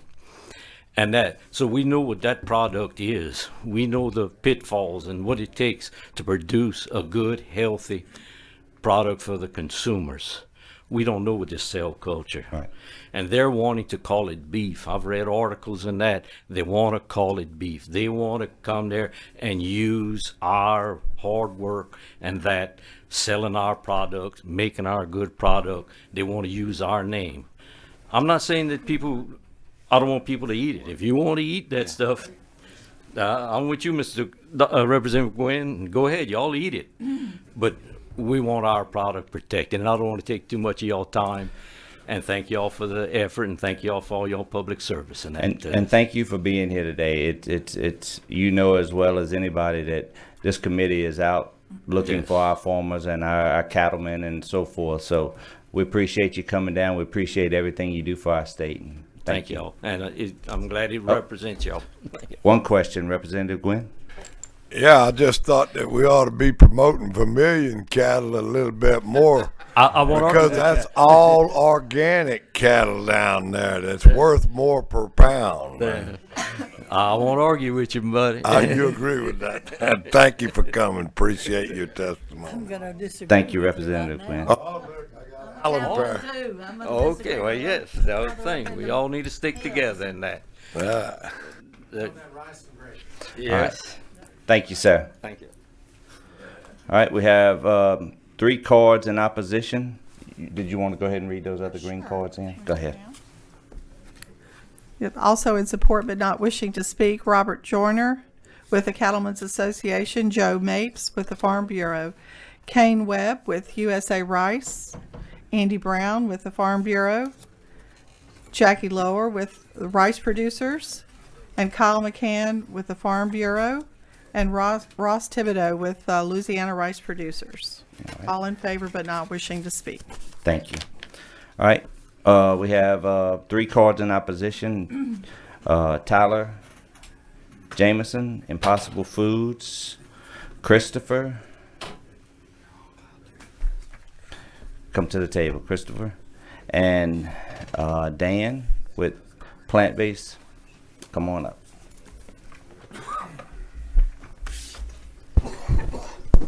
Good morning, gentlemen. Morning. Morning, Mr. Chairman and members. And thank you for allowing us to come up this morning. I'll start first, if that's all right. That's fine. Go ahead and introduce yourself. I'm Dan Colgrove, and I'm here today on behalf of an association called the Plant-Based Foods Association, which was only founded in 2016, and it's already grown to about 140 U.S. member companies that range from small startups to large established brands, and they do business here in Louisiana and across the U.S. And we're here to oppose SB 152. It's really a solution in search of a problem, and it's full of unintended consequences, we believe. Just to state up front, the makers of plant-based alternatives, such as our members, they're not trying to fool anybody. To the contrary, they're looking to target consumers that are looking for options like that, and we think they are options. They're not replacements. So that's why they already follow every current regulation and guideline there is about to identify their foods. They're using qualifier languages such as vegetarian and plant-based and things of that nature. We think consumers are informed and smart. They know exactly what they're buying, and they're choosing alternatives such as these for a number of reasons, including health reasons and ethical reasons or taste or what have you.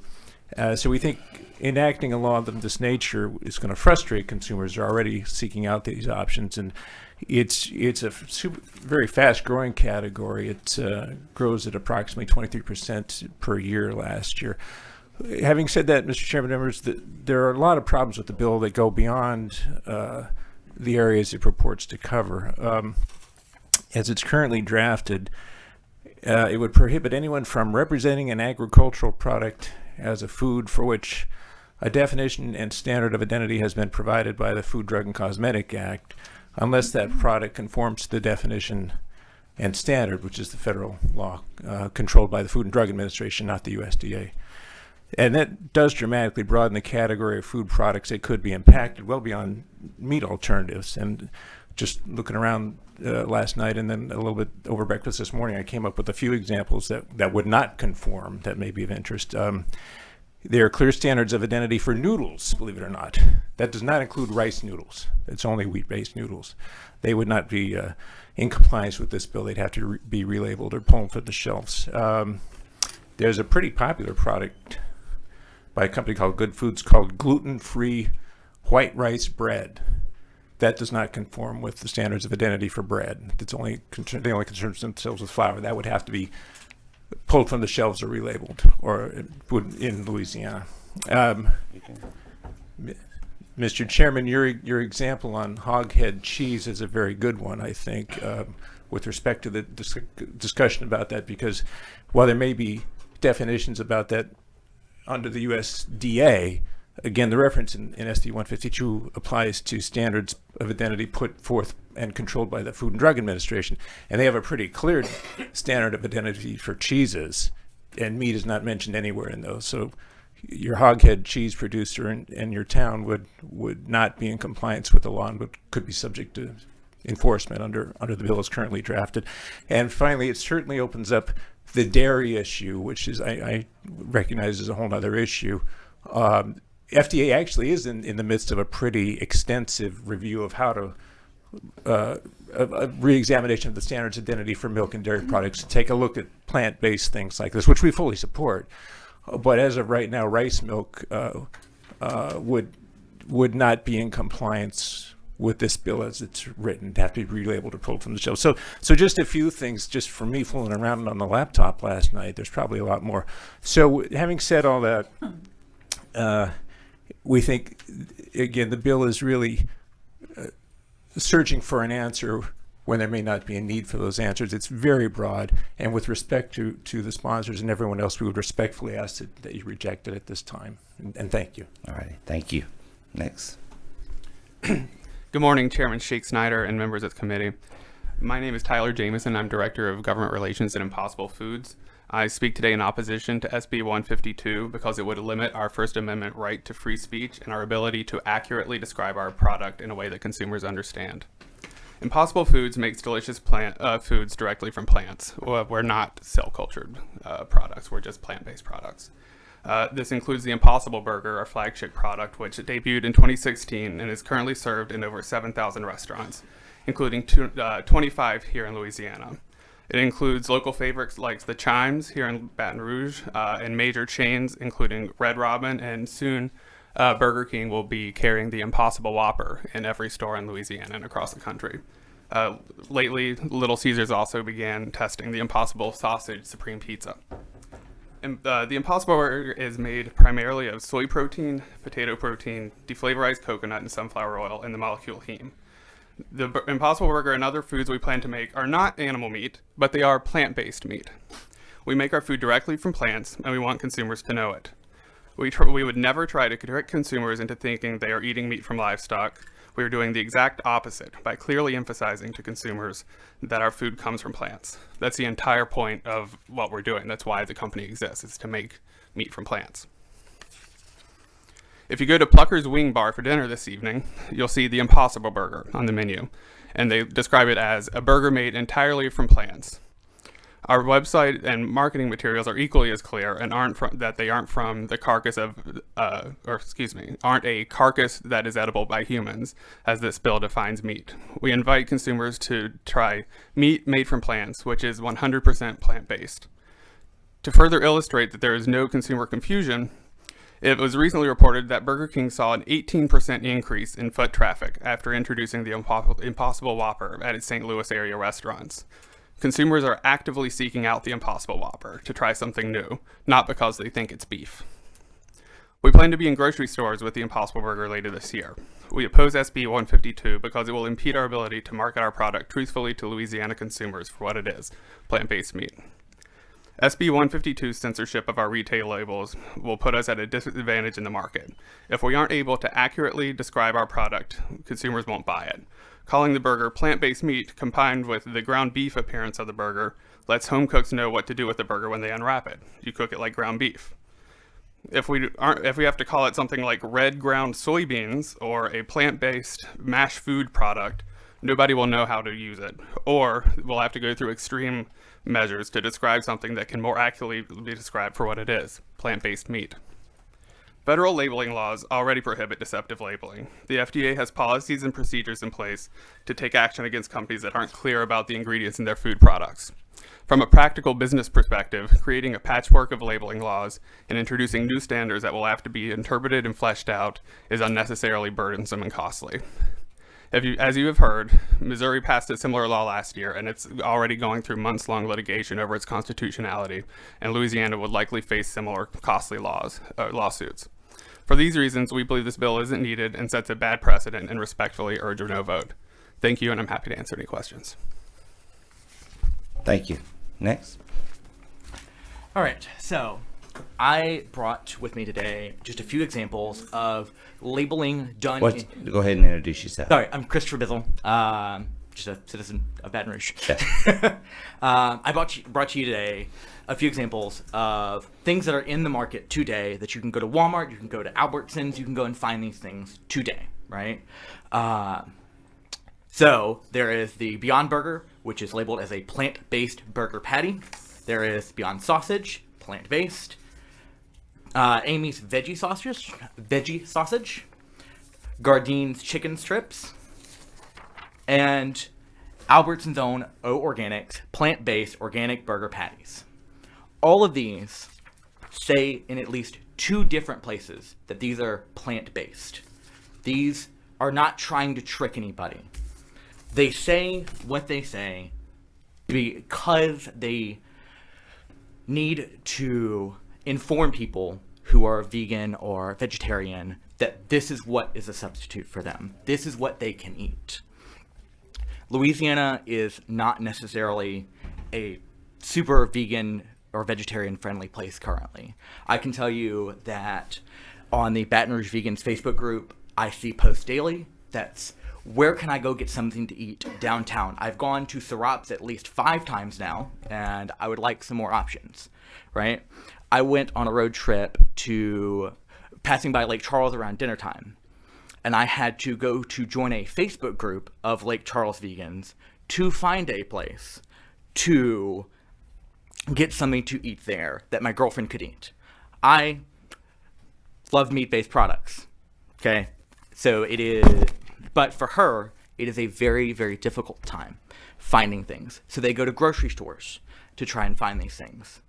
And I'm not sure how these people feel about when this would need to be relabeled, but relabeling something, specifically in the state of Louisiana, has the possibility of removing it from shelves. If they have to label it for a small market, then it has, again, the ability for them to just say, well, we won't sell it there because it's another step. It's another step, and it's too costly to do it. So, in closing, I have a quote from one of the Baton Rouge vegans who joined the group a few days ago. They said, "Thank you for letting me in the group. We are senior citizens who have been put on a total vegan diet for medical reasons, and I'm running out of goods for my husband." They, at this current point, don't exactly know where to go. Their lives have been turned upside down, right? And if you label this as what he said, red bean, soy-based product, and not veggie burger, their lives are going to be even more turned upside down. This normalizes products for people who can't eat meat, for people like my girlfriend who in college, her stomach turned upside down and she was no longer able to eat anything she could eat before. She could not eat. She can barely eat seafood on a maybe bi-monthly basis. She can't have any sort of meat-based products. And for her, it normalizes that. And it says, no, this is what you can have now. So I am obviously opposition. Thank you. We have a question, Representative Glisclair. Thank you, Mr. Chair. young man on this end, you said Burger King saw an 18% increase when the 18.5, yeah. Yeah. How long did that increase last? I mean, was it just a new thing in the market that everybody ran to, and did it taper off, or? We're still learning that. It just launched on April 1st in the St. Louis area, so it's 59 restaurant test. They're currently testing in Miami as well as in Georgia and Montgomery, Alabama, to see what more that can do. But it's a really good first sign. And it's sorry. It's no, also, go ahead. It's Go ahead. consistent with past experience, and so Umami Burger is a chain. It's in California, so different tastes, but they saw a large increase also, and it's been sustained. And I heard someone say plant-based meat, and I guess what is the definition of meat? We know what a plant is, but I think that if you define meat as you define it, that's one definition. If you look at Merriam-Webster online right now, the first thing is just food. You know, we have walnut meat, we have coconut meat, but it's qualified so you understand what it is, just like we call it plant-based meat. We don't sell it as meat, so but the way the bill is drafted, we feel that we could face prosecution. and also Albertsons veggie burger patties. In a sense, it's not misleading because you're saying veggie burger patty, but you're not saying a veggie burger patty meat. Correct. The word meat is not put in, but Actually, underneath it is, let me find the bill. It is labeled, hamburger is labeled in the bill. It is on page 2, line 9. It is labeled under hamburger, under a beef product, which would, in the scope of this bill, say that it is against regulations. If I may, sir. Yes, sir. Just briefly, your reference and the reference to Albertsons, I think, is worth noting because this bill would apply to store brand products as well, such as Albertsons, as opposed to Impossibles or someone's of that nature. So I'm not purport to speak on behalf of the retail groups, but it's worth noting that. all right, that's all I have. Thank you, Mr. Chair. And thank you all for your answer. All right, the board is clear. Thank y'all for coming up today. I think we have one more person card that we missed. Ross Thibodeau.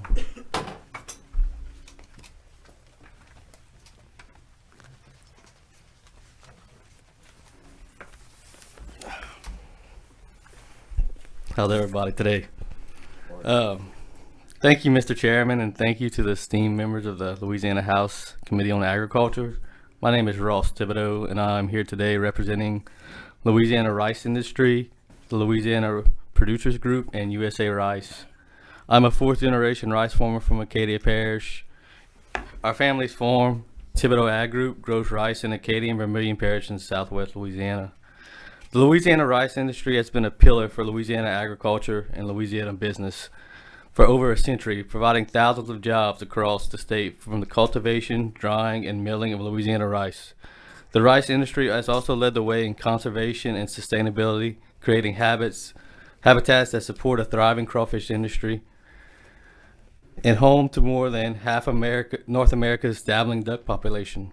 We continually find ways to use less water while producing more rice each year, providing the masses with the safest and most efficient food supply in the world. This is possible because of Louisiana rice farmers and their families work tirelessly to create the best and most efficient use of our land. We are proud of our stellar reputation as an industry, and it should be no wonder to this committee that anyone in the food business would gladly want to tout this marketing message that consumers have come to trust and respect. Various food companies have become increasingly emboldened in their marketing and sales strategies to advertise their vegetable products as if they were rice. Let me be clear, rice is a grain, not a shape or a verb. The fact of the matter is these companies know there is a massive potential for profit and new market share if they label their products as rice. They would struggle mightily with consumers if they truthfully and honestly label these products as what they actually are: minced vegetable product or processed vegetable pieces. Louisiana seafood gumbo over minced vegetable product is not appetizing to anyone, and these corporations know it. So instead, they deceive the consumer by labeling their product as a rice, capitalizing on the cultural and culinary reputation of rice. Therefore, we humbly ask you that you join your Senate colleagues in creating this standard of product labeling. Our friends to the north in the Arkansas legislature have recently done so, and very effectively, I might add. While our actions toward a standard in Louisiana will not prevent these companies from acting in bad faith, we are trying to send a message to our federal government, specifically the Food and Drug Administration, saying enough is enough. We need to protect our consumers. If you want to eat cauliflower, by all means, eat it, enjoy cauliflower with your family, but please join us in our message to say, be truthful in your labeling. Labels should not pretend to be something other than what they are. On behalf of the Louisiana rice industry, USA Rice, and the hard-working and faithfully tax-paying rice and crawfish farmers across this great state, I thank this committee and its chairman for allowing me to voice my concerns. I yield any additional time allocated to me to allow for any questions from the committee. Thank you. I see no questions, and I want to thank you for what you do. I mean, it's proud. I'm as proud as anybody up here. I know this committee is, that you represent Louisiana with a good product, and this committee as well. So we thank you for what you do. Thank y'all. Thank y'all for having me. Thank you. All right, we have, you want to do your closing? And Senator Thompson, if you'd like to join me, or no, son. All right. Look, members. Sit up here if you're not gonna win it. Yeah, members. We've had an exhaustive testimony on this. We're asking manufacturers to be truthful about what they put on the product. You heard from the opposition, and what you heard was how hard it'll be if they can't call it this. There's a reason for that. It's because we've spent millions of dollars investing in these products, in these Louisiana-based products, to make sure they're called what they're called. And the reason you know what crawfish is, and you know what a steak is and beef is because somewhere along the way there was marketing behind that. And we had to do it, and we had to build those brands. And if they want to build their brands, go ahead and build them, but don't do it on the backs of what things really are. And members, I would ask for your favorable approval. All right, we have a motion by Representative Anders to move favorable. Any objection? None seen. SB 152 will be reported favorable. Thank you. Thank you, Mr. Chairman. Thank you, members. Chairman, members. Senate Bill 152 by Senator Thompson provides for truth in labeling requirements of certain agricultural products. Representative Stefanski. Thank you, Mr. Speaker. What Senate Bill 152 would do is it will require the manufacturers to properly label agricultural products, those including rice, sugar, beef, pork, poultry, alligator, farm-raised deer, turtle, domestic rabbit, crawfish, and shrimp. And I believe there's an amendment, Mr. Speaker. Let's go ahead and do the amendment, and then we'll get back to the questions. The amendment, Madam Clerk. Representative Stefanski offers up a 3-page set of amendments.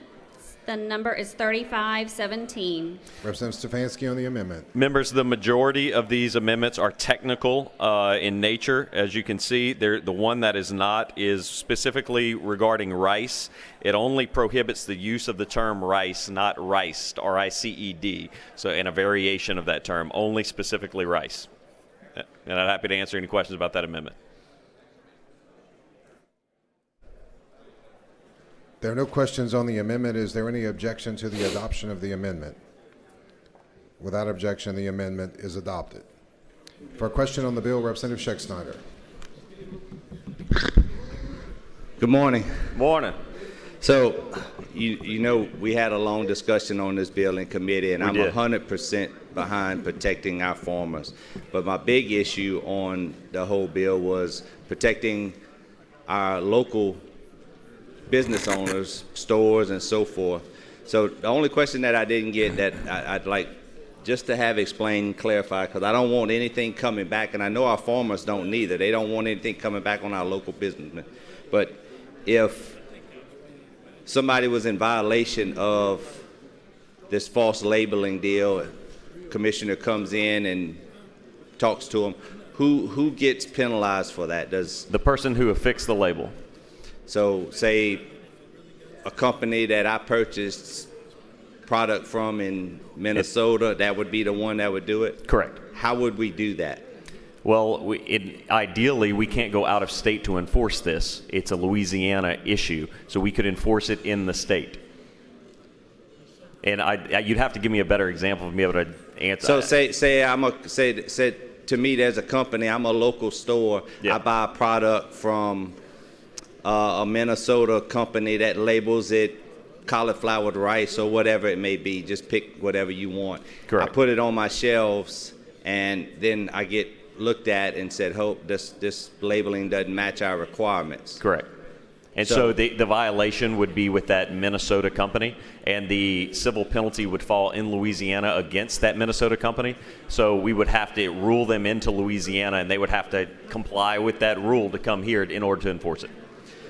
Yeah, that's the only part that worries me about the bill. I think protecting the farmers is 100%. I just think our locals is going to end up having to deal with that, and that was the part that I questioned in committee. Yeah, and I understand, and I actually appreciate you bringing that issue up. I think it is a relevant issue. However, the penalty does not lie with the locals. It doesn't lie with our local grocers. They have no liability in that matter. It is strictly with that third party. So your local grocer has no liability here, has done nothing wrong by putting that on their shelf. All right. And your amendment looks very familiar. And the amendment is very similar to what you offered, Representative Scheck-Snyder. Thank you. For a question, Representative Amity. Thank you, Mr. Chair. Representative, I haven't sat on a committee that's heard this bill yet, and I know that we have another bill that has already made its way through that was related. But what I have heard is lots of talk in the press and online and just in conversation. So this particular bill involves what products, what types of products? I see meat, beef. Rice, sugar, beef, pork, poultry, alligator, farm-raised deer, turtle, domestic rabbit, crawfish, and shrimp. Okay. And when we're talking about the actual label on a product, correct. Cauliflower rice has been one that's been talked about a lot. What exactly are we requiring or limiting? Like, are we saying that it can't say rice on the front, it has to say something else? Or are we simply saying that somewhere on the package it has to specify that it is in fact cauliflower and not rice? It simply can't use the term rice in a deceptive or misleading way. It can say in that. a deceptive or misleading. Okay, correct. How are we defining decepting and misleading so that we can all agree that it is actually deceptive or misleading? Misbrand means to intentionally identify or label an agricultural product in a false or misleading way. Misrepresent means to intentionally use any untrue, misleading, or deceptive oral or written statement, advertisement, label, display, picture, illustration, or sample. And deceptively...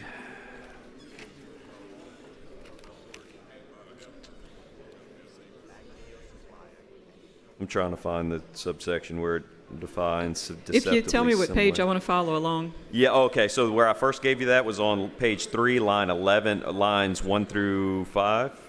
Deceptively similar means misleading to a reasonable person. Okay. That is page 2, line 15. Line 15. Okay, deceptively similar. Okay, so that's deceptively similar. What was the other definition you read? If you look on page 3, line 1. Okay, misrepresent, intentional. Okay, so when we're talking about definitions that use words like intentional, then that gets into intent. And so how can I, in Louisiana, standing in a grocery store, looking at the label of a product, determine whether it was intentional? Well, you as a consumer have no liability here and have nothing to worry about. But in order to vote on the bill, I have to understand whether reasonable people are going to see it this way, so that's why I'm asking. Yeah, sure. Who gets to decide the intent, or that the intent was misleading? The intent is two things. It's to protect our consumers from anything that can be deceptive or misleading, and then the second is to protect our agricultural industries. There has been millions of dollars spent on branding things that you might think are very common. You may think rice, and you know what that means. Well, there's a reason for that. It's because the rice industry donates a portion of every single crop for rice promotion, and they have built up that brand identity and brand awareness. And so the reason we may take for granted these things is going, of course we all know what that means, is because there's marketing behind that. And it wasn't marketed for things that are like rice, it was marketed for rice. Right, but does the rice industry believe that maybe they're losing profits because people are buying cauliflower rice by mistake, thinking it's actual rice? Or do they understand that people buy cauliflower rice because they're making that choice for health reasons? You know, that's a separate issue. A profit issue is a separate issue. It's the issue of brand identity and what is that actual product. I'll give you another example, which is a little more telling. In Europe, they're making cell cultures, and in Japan, they're actually making it out of feces, and they're creating products that they want to call meat out of cell cultures. And this would also protect that. I don't think anyone who goes to the store wants to buy something that was made in a test lab thinking that it's beef. So they would be labeling the product as beef and it's not coming from a cow? Correct. But they would not say somewhere on that package what the ingredients actually are? They may do that, but if you see on the title of something it's calling itself beef and it was made in a test lab, can you see, can you agree with me that could be misleading? Well, it could, except that, I don't know, I actually read the labels. Like, I've never been fooled to think that tofu was actual meat, for example. We appreciate your awareness. Thank you, sir. Thank you, Representative. Yeah, For a question, Representative Huval. Thank you, Mr. Speaker. Seat mate and Representative Stefanski. This is a fairly simple bill. I've been getting calls from farmers in my district, cattle farmers and rice farmers. Really, this is just to give protection to them. They want to make certain that it's rice, like it comes out of the fields that in your parish and mine. And if it's beef, it comes from an animal with 4 legs on it. Correct. That's all this is about, to make certain that the consumer knows that he's buying a product that was grown in a field if it's rice, and it was raised in a pasture or somewhat similar if it's beef. Exactly. Overwhelming support from our agricultural industry. Yes, again, they're really supporting us on this bill, so I think you have a very good bill. Thank you for bringing it. Thank you, Representative. For a question, Representative Cruz. Thank you, Mr. Speaker. Representative Stefanski, we talked about this a little bit last night. I just had a couple of questions. Absolutely. I do like the inclusion, of the reasonable person thing. I think that makes sense.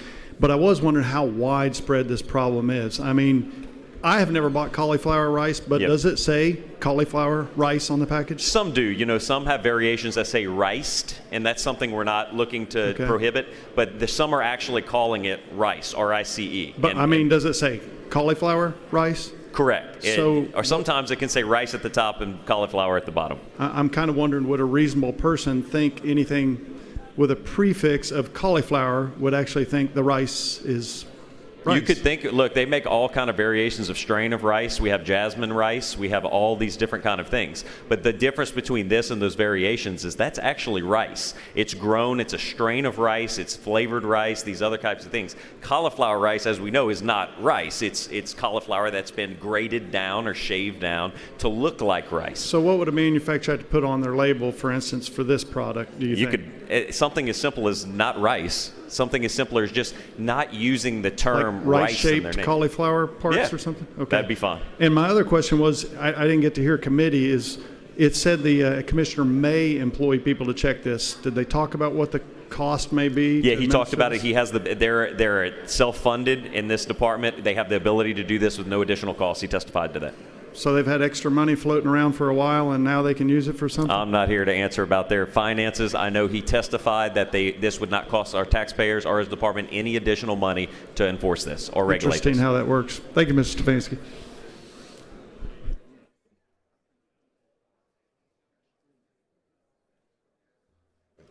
For a question, Representative Thomas. Thank you, Mr. Speaker. Representative Stefanski. Hi, Representative. I want to make sure that I understand correctly that some production company somewhere in another state would create cauliflower rice.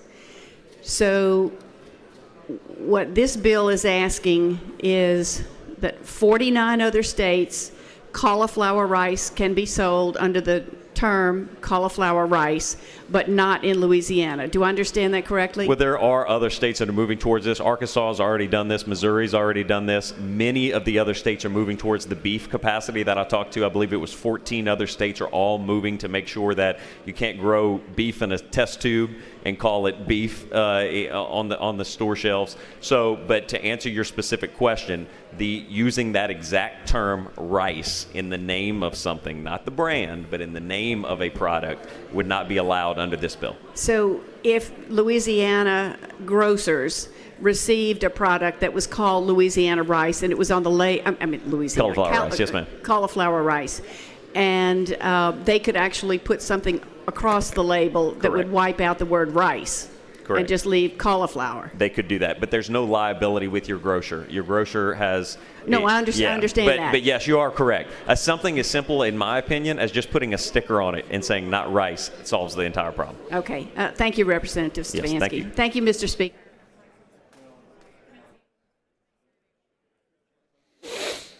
For a question, Representative Connick. Thank you, Mr. Speaker. Representative Stefanski, I'm Yes, looking sir. at I Googled cauliflower rice, and I put images in. Sure. And it shows bird's eye, rice cauliflower, green giant, cauliflower rice, and they got rice veggies. How would this bill, if it passes, affect the ability for these products to be sold in Louisiana? As long as they're labeled correctly, it does not affect anything. It does not affect any product's marketability. It only affects the labeling. Well, if the labeling shows cauliflower rice, would that be illegal in Louisiana? The label would be in violation of what we've created if this bill passed, the label. So Rouse's wouldn't be able to sell this product? Yes. Yes, they would? Or yes, they can sell it. There's no liability with Rouse's. The liability lies with the person that manufactured it and affixed the label. So with the product on the shelf would be in violation, but the liability wouldn't be with the rest. Maybe I'm misunderstanding your question. Well, so someplace in Wisconsin or wherever this stuff is manufactured, yes, they ship it to Rouse's. Sure. Rouse's sells cauliflower rice. Yes. And will that be stopped if this bill passes? Yes. If the label doesn't say rice, if it says RICE, that word, under your example, they would not be allowed to sell that with that label in Louisiana. Wow. Have you ever gone to the store and accidentally purchased cauliflower when you wanted to buy rice? Me personally? Yes. No, because I'm from the rice capital of America and I know what rice is. But you know why people are buying cauliflower rice instead of regular rice?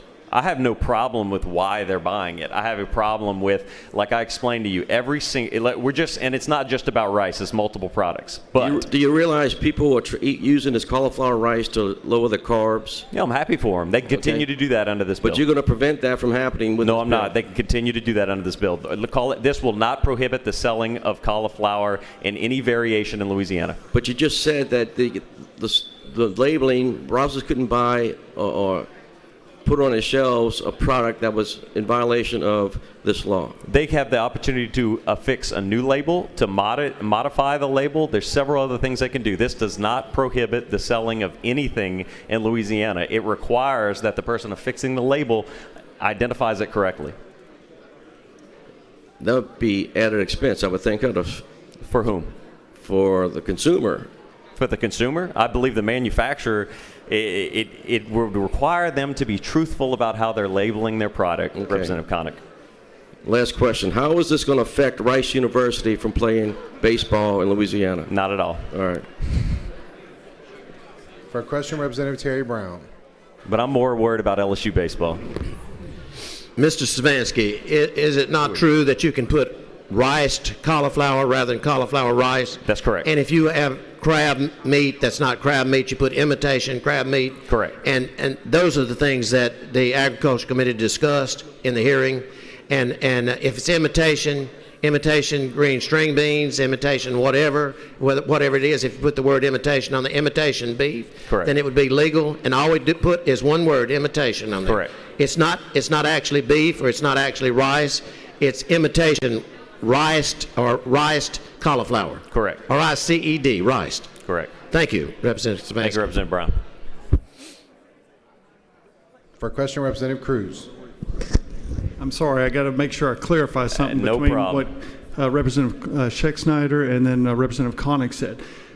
I thought I heard the first time that a store could sell any product that's out there right now, that you would go after the manufacturer. Correct. Is that not true? It's not, yeah, and that's why I asked for clarification what his exact question was, and we went to another issue.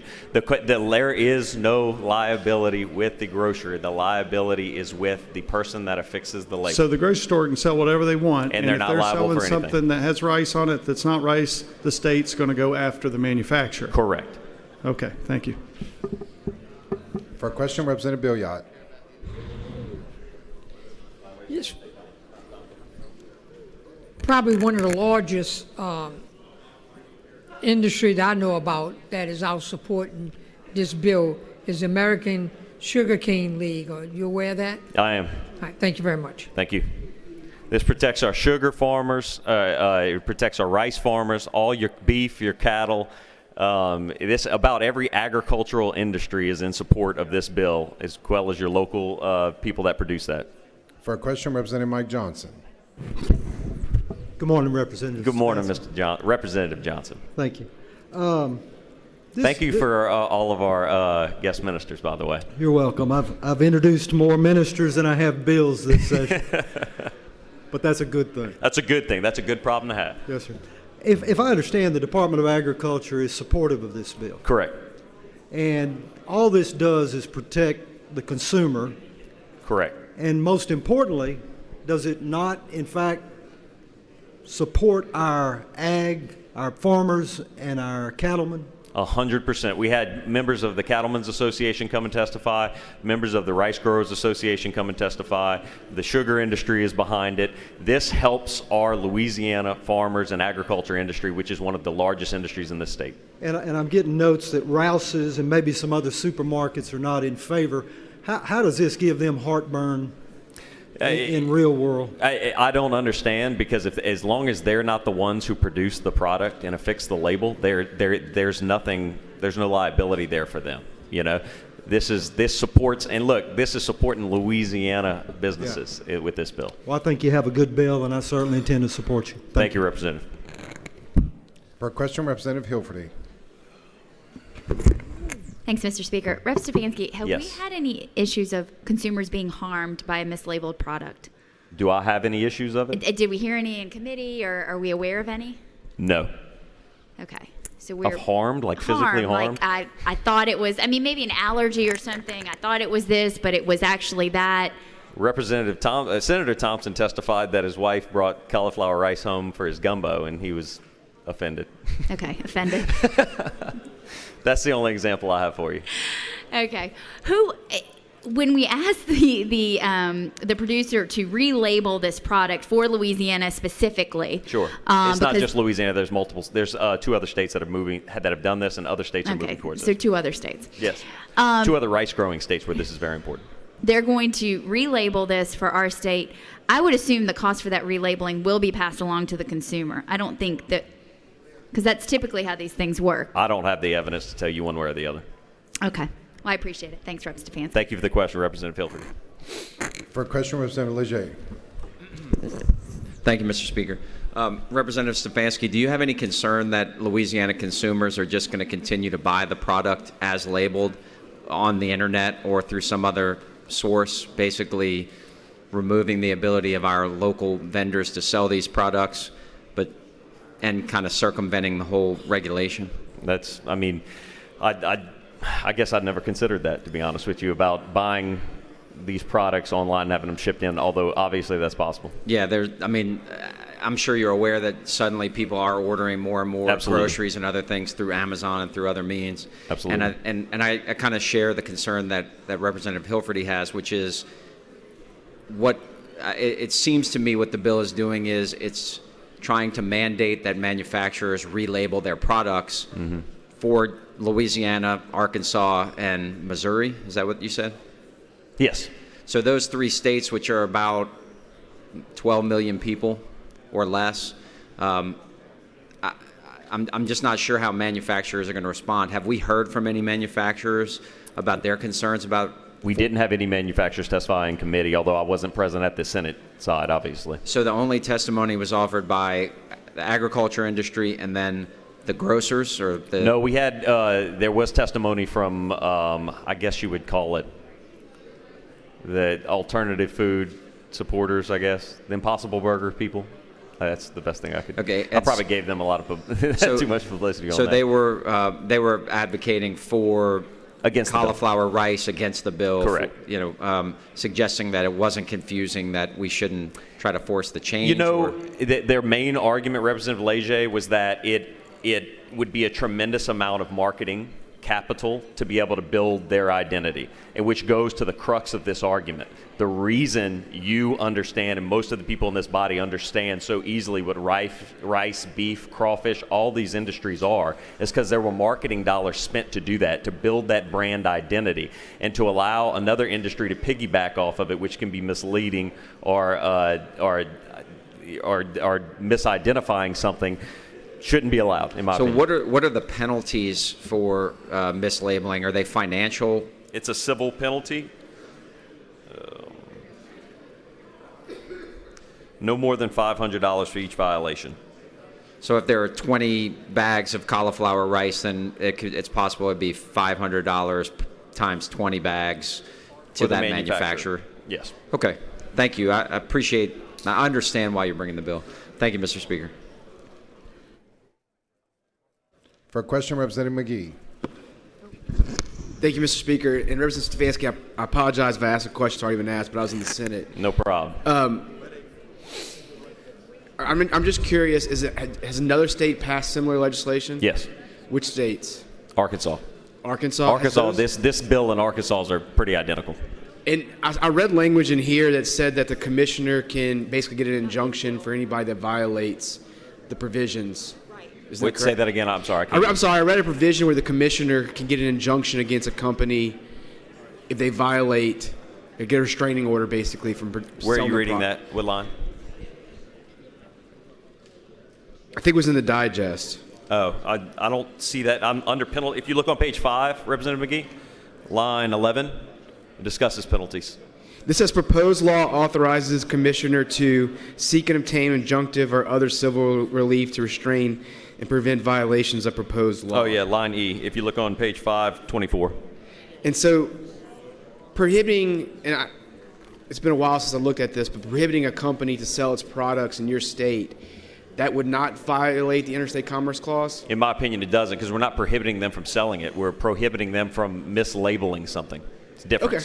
So it doesn't eliminate any product from being sold here in Louisiana. Thank you.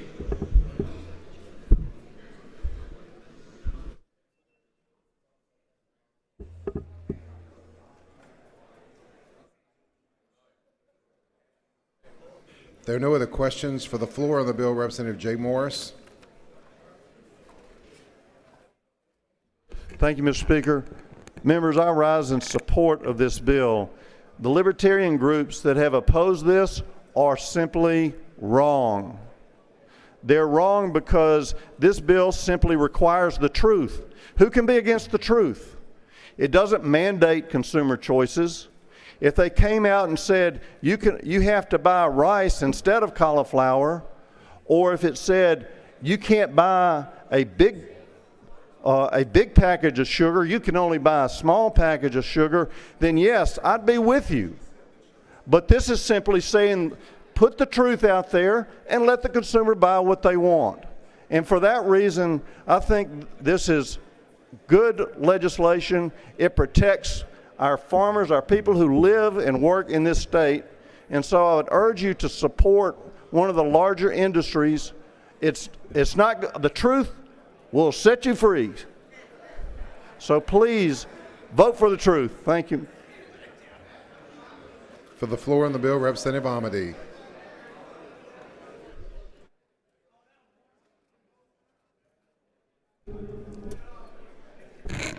Members, I rise in opposition to this bill, and it's not because I don't dearly love my sugarcane farmers, but it is because I just don't feel that the consumers are all that confused. I think that the bill is kind of an overreach that's going to set Louisiana apart from a lot of the rest of the states and it'll likely limit some of the products that are available to us. So grocers such as Rouse's, that is in my district, will probably suffer the effects as people have to go online to get those products when the industries can't keep up with the specifics of labeling state by state. The federal government's already working on labeling laws concerning things that are on the forefront, like the artificial meats that we were talking about. And I know the federal government moves a lot slower than the state, but they're working on it, and we can push them if we need them to move any faster. We already have terms out there like peanut butter. Nobody's confused that that's butter. Coconut meat.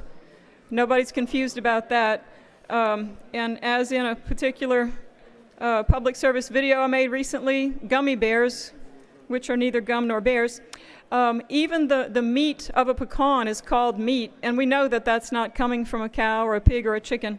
I just don't think there's that much confusion out there. I believe that this bill is really coming up because the industry is reacting, because a lot of people are purposely buying certain products that are not meat-based. They're looking for plant-based proteins, or people who are purposely buying something like cauliflower rice because if you're concerned about health and you've been told to avoid things like white rice, you're going to look for alternatives. So I believe that's just the market reacting to the consumer who is looking for the alternatives. I don't think that we're confused by the labels, and I do believe that with this bill passing, it will confuse labeling in such a way that makes a lot of products unavailable to us or harder to access. So I urge you to vote against the bill. Thank you. For the floor on the bill, Representative Jackson.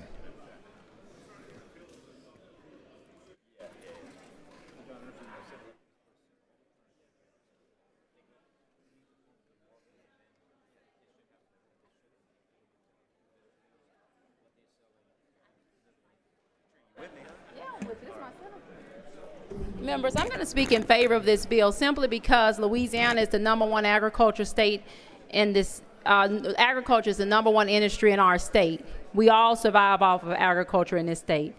And we need to promote our own before we promote anything else. I think the labeling is confusing. I think our farmers and our agriculture producers work hard to put a quality product on the shelf, and that people should not be confused by alternative products. This is a Louisiana bill. We're heavily entrenched in agriculture. And so when we produce something in our state, there should be no confusion about what it is and who's produced it. And so for that reason, I simply rise in support of the bill. I think it's a good Louisiana-based, encouraging agricultural bill. Thank you. Representative Stefanski, you have a right to close on your bill. Thank you. Members, I'm going to leave you with this, okay? We talked a lot about rice because that gets the most attention, but we're talking about people making meat out of a cell culture. That's not meat and that's not beef, okay? We're talking about crawfish in some other states where it's fish that they mash up and they put craw-fish and put it in a package to look like crawfish. We can all agree that's not crawfish. This is a Louisiana bill that we spent countless amounts of dollars marketing our products. All we're asking is that we call it what it really is. Doesn't stop you from selling it in this state. Doesn't say you're anti-vegan or anti-food alternatives. It's just simply saying, call it what it is. Don't piggyback off of what our farmers in Louisiana have spent years and years marketing. I'd ask you to support Louisiana farmers, support the agriculture industry in this state, and please move this bill favorable. Thank you. Representative Stefanski moves final passage of the bill. Representative Amity, why do you rise? Request for lockout. Would 20 members join Representative Amity in a request for lockout? Request for lockout, members. A lockout is obvious. Quorum call, members. Vote your machine, only your machine. Quorum call, members. Vote your machine only. Representative Jim Morris is here. Are you through voting? Are you through voting? Clerk will close the machine. 88 members present and a quorum. Representative Stefanski moves final passage of the bill. As many in favor of final passage vote yes. Those opposed vote no. The clerk will open the machine. Vote your machines, members. Representative Jim Morris, yes. Are you through voting? Are you through voting? Clerk will close the machine. 58 yeas, 29 nays. The bill is finally passed. Representative Stefanski moves to reconsider the vote. Bill finally passed. Lay that motion on the table. Without objection, so ordered.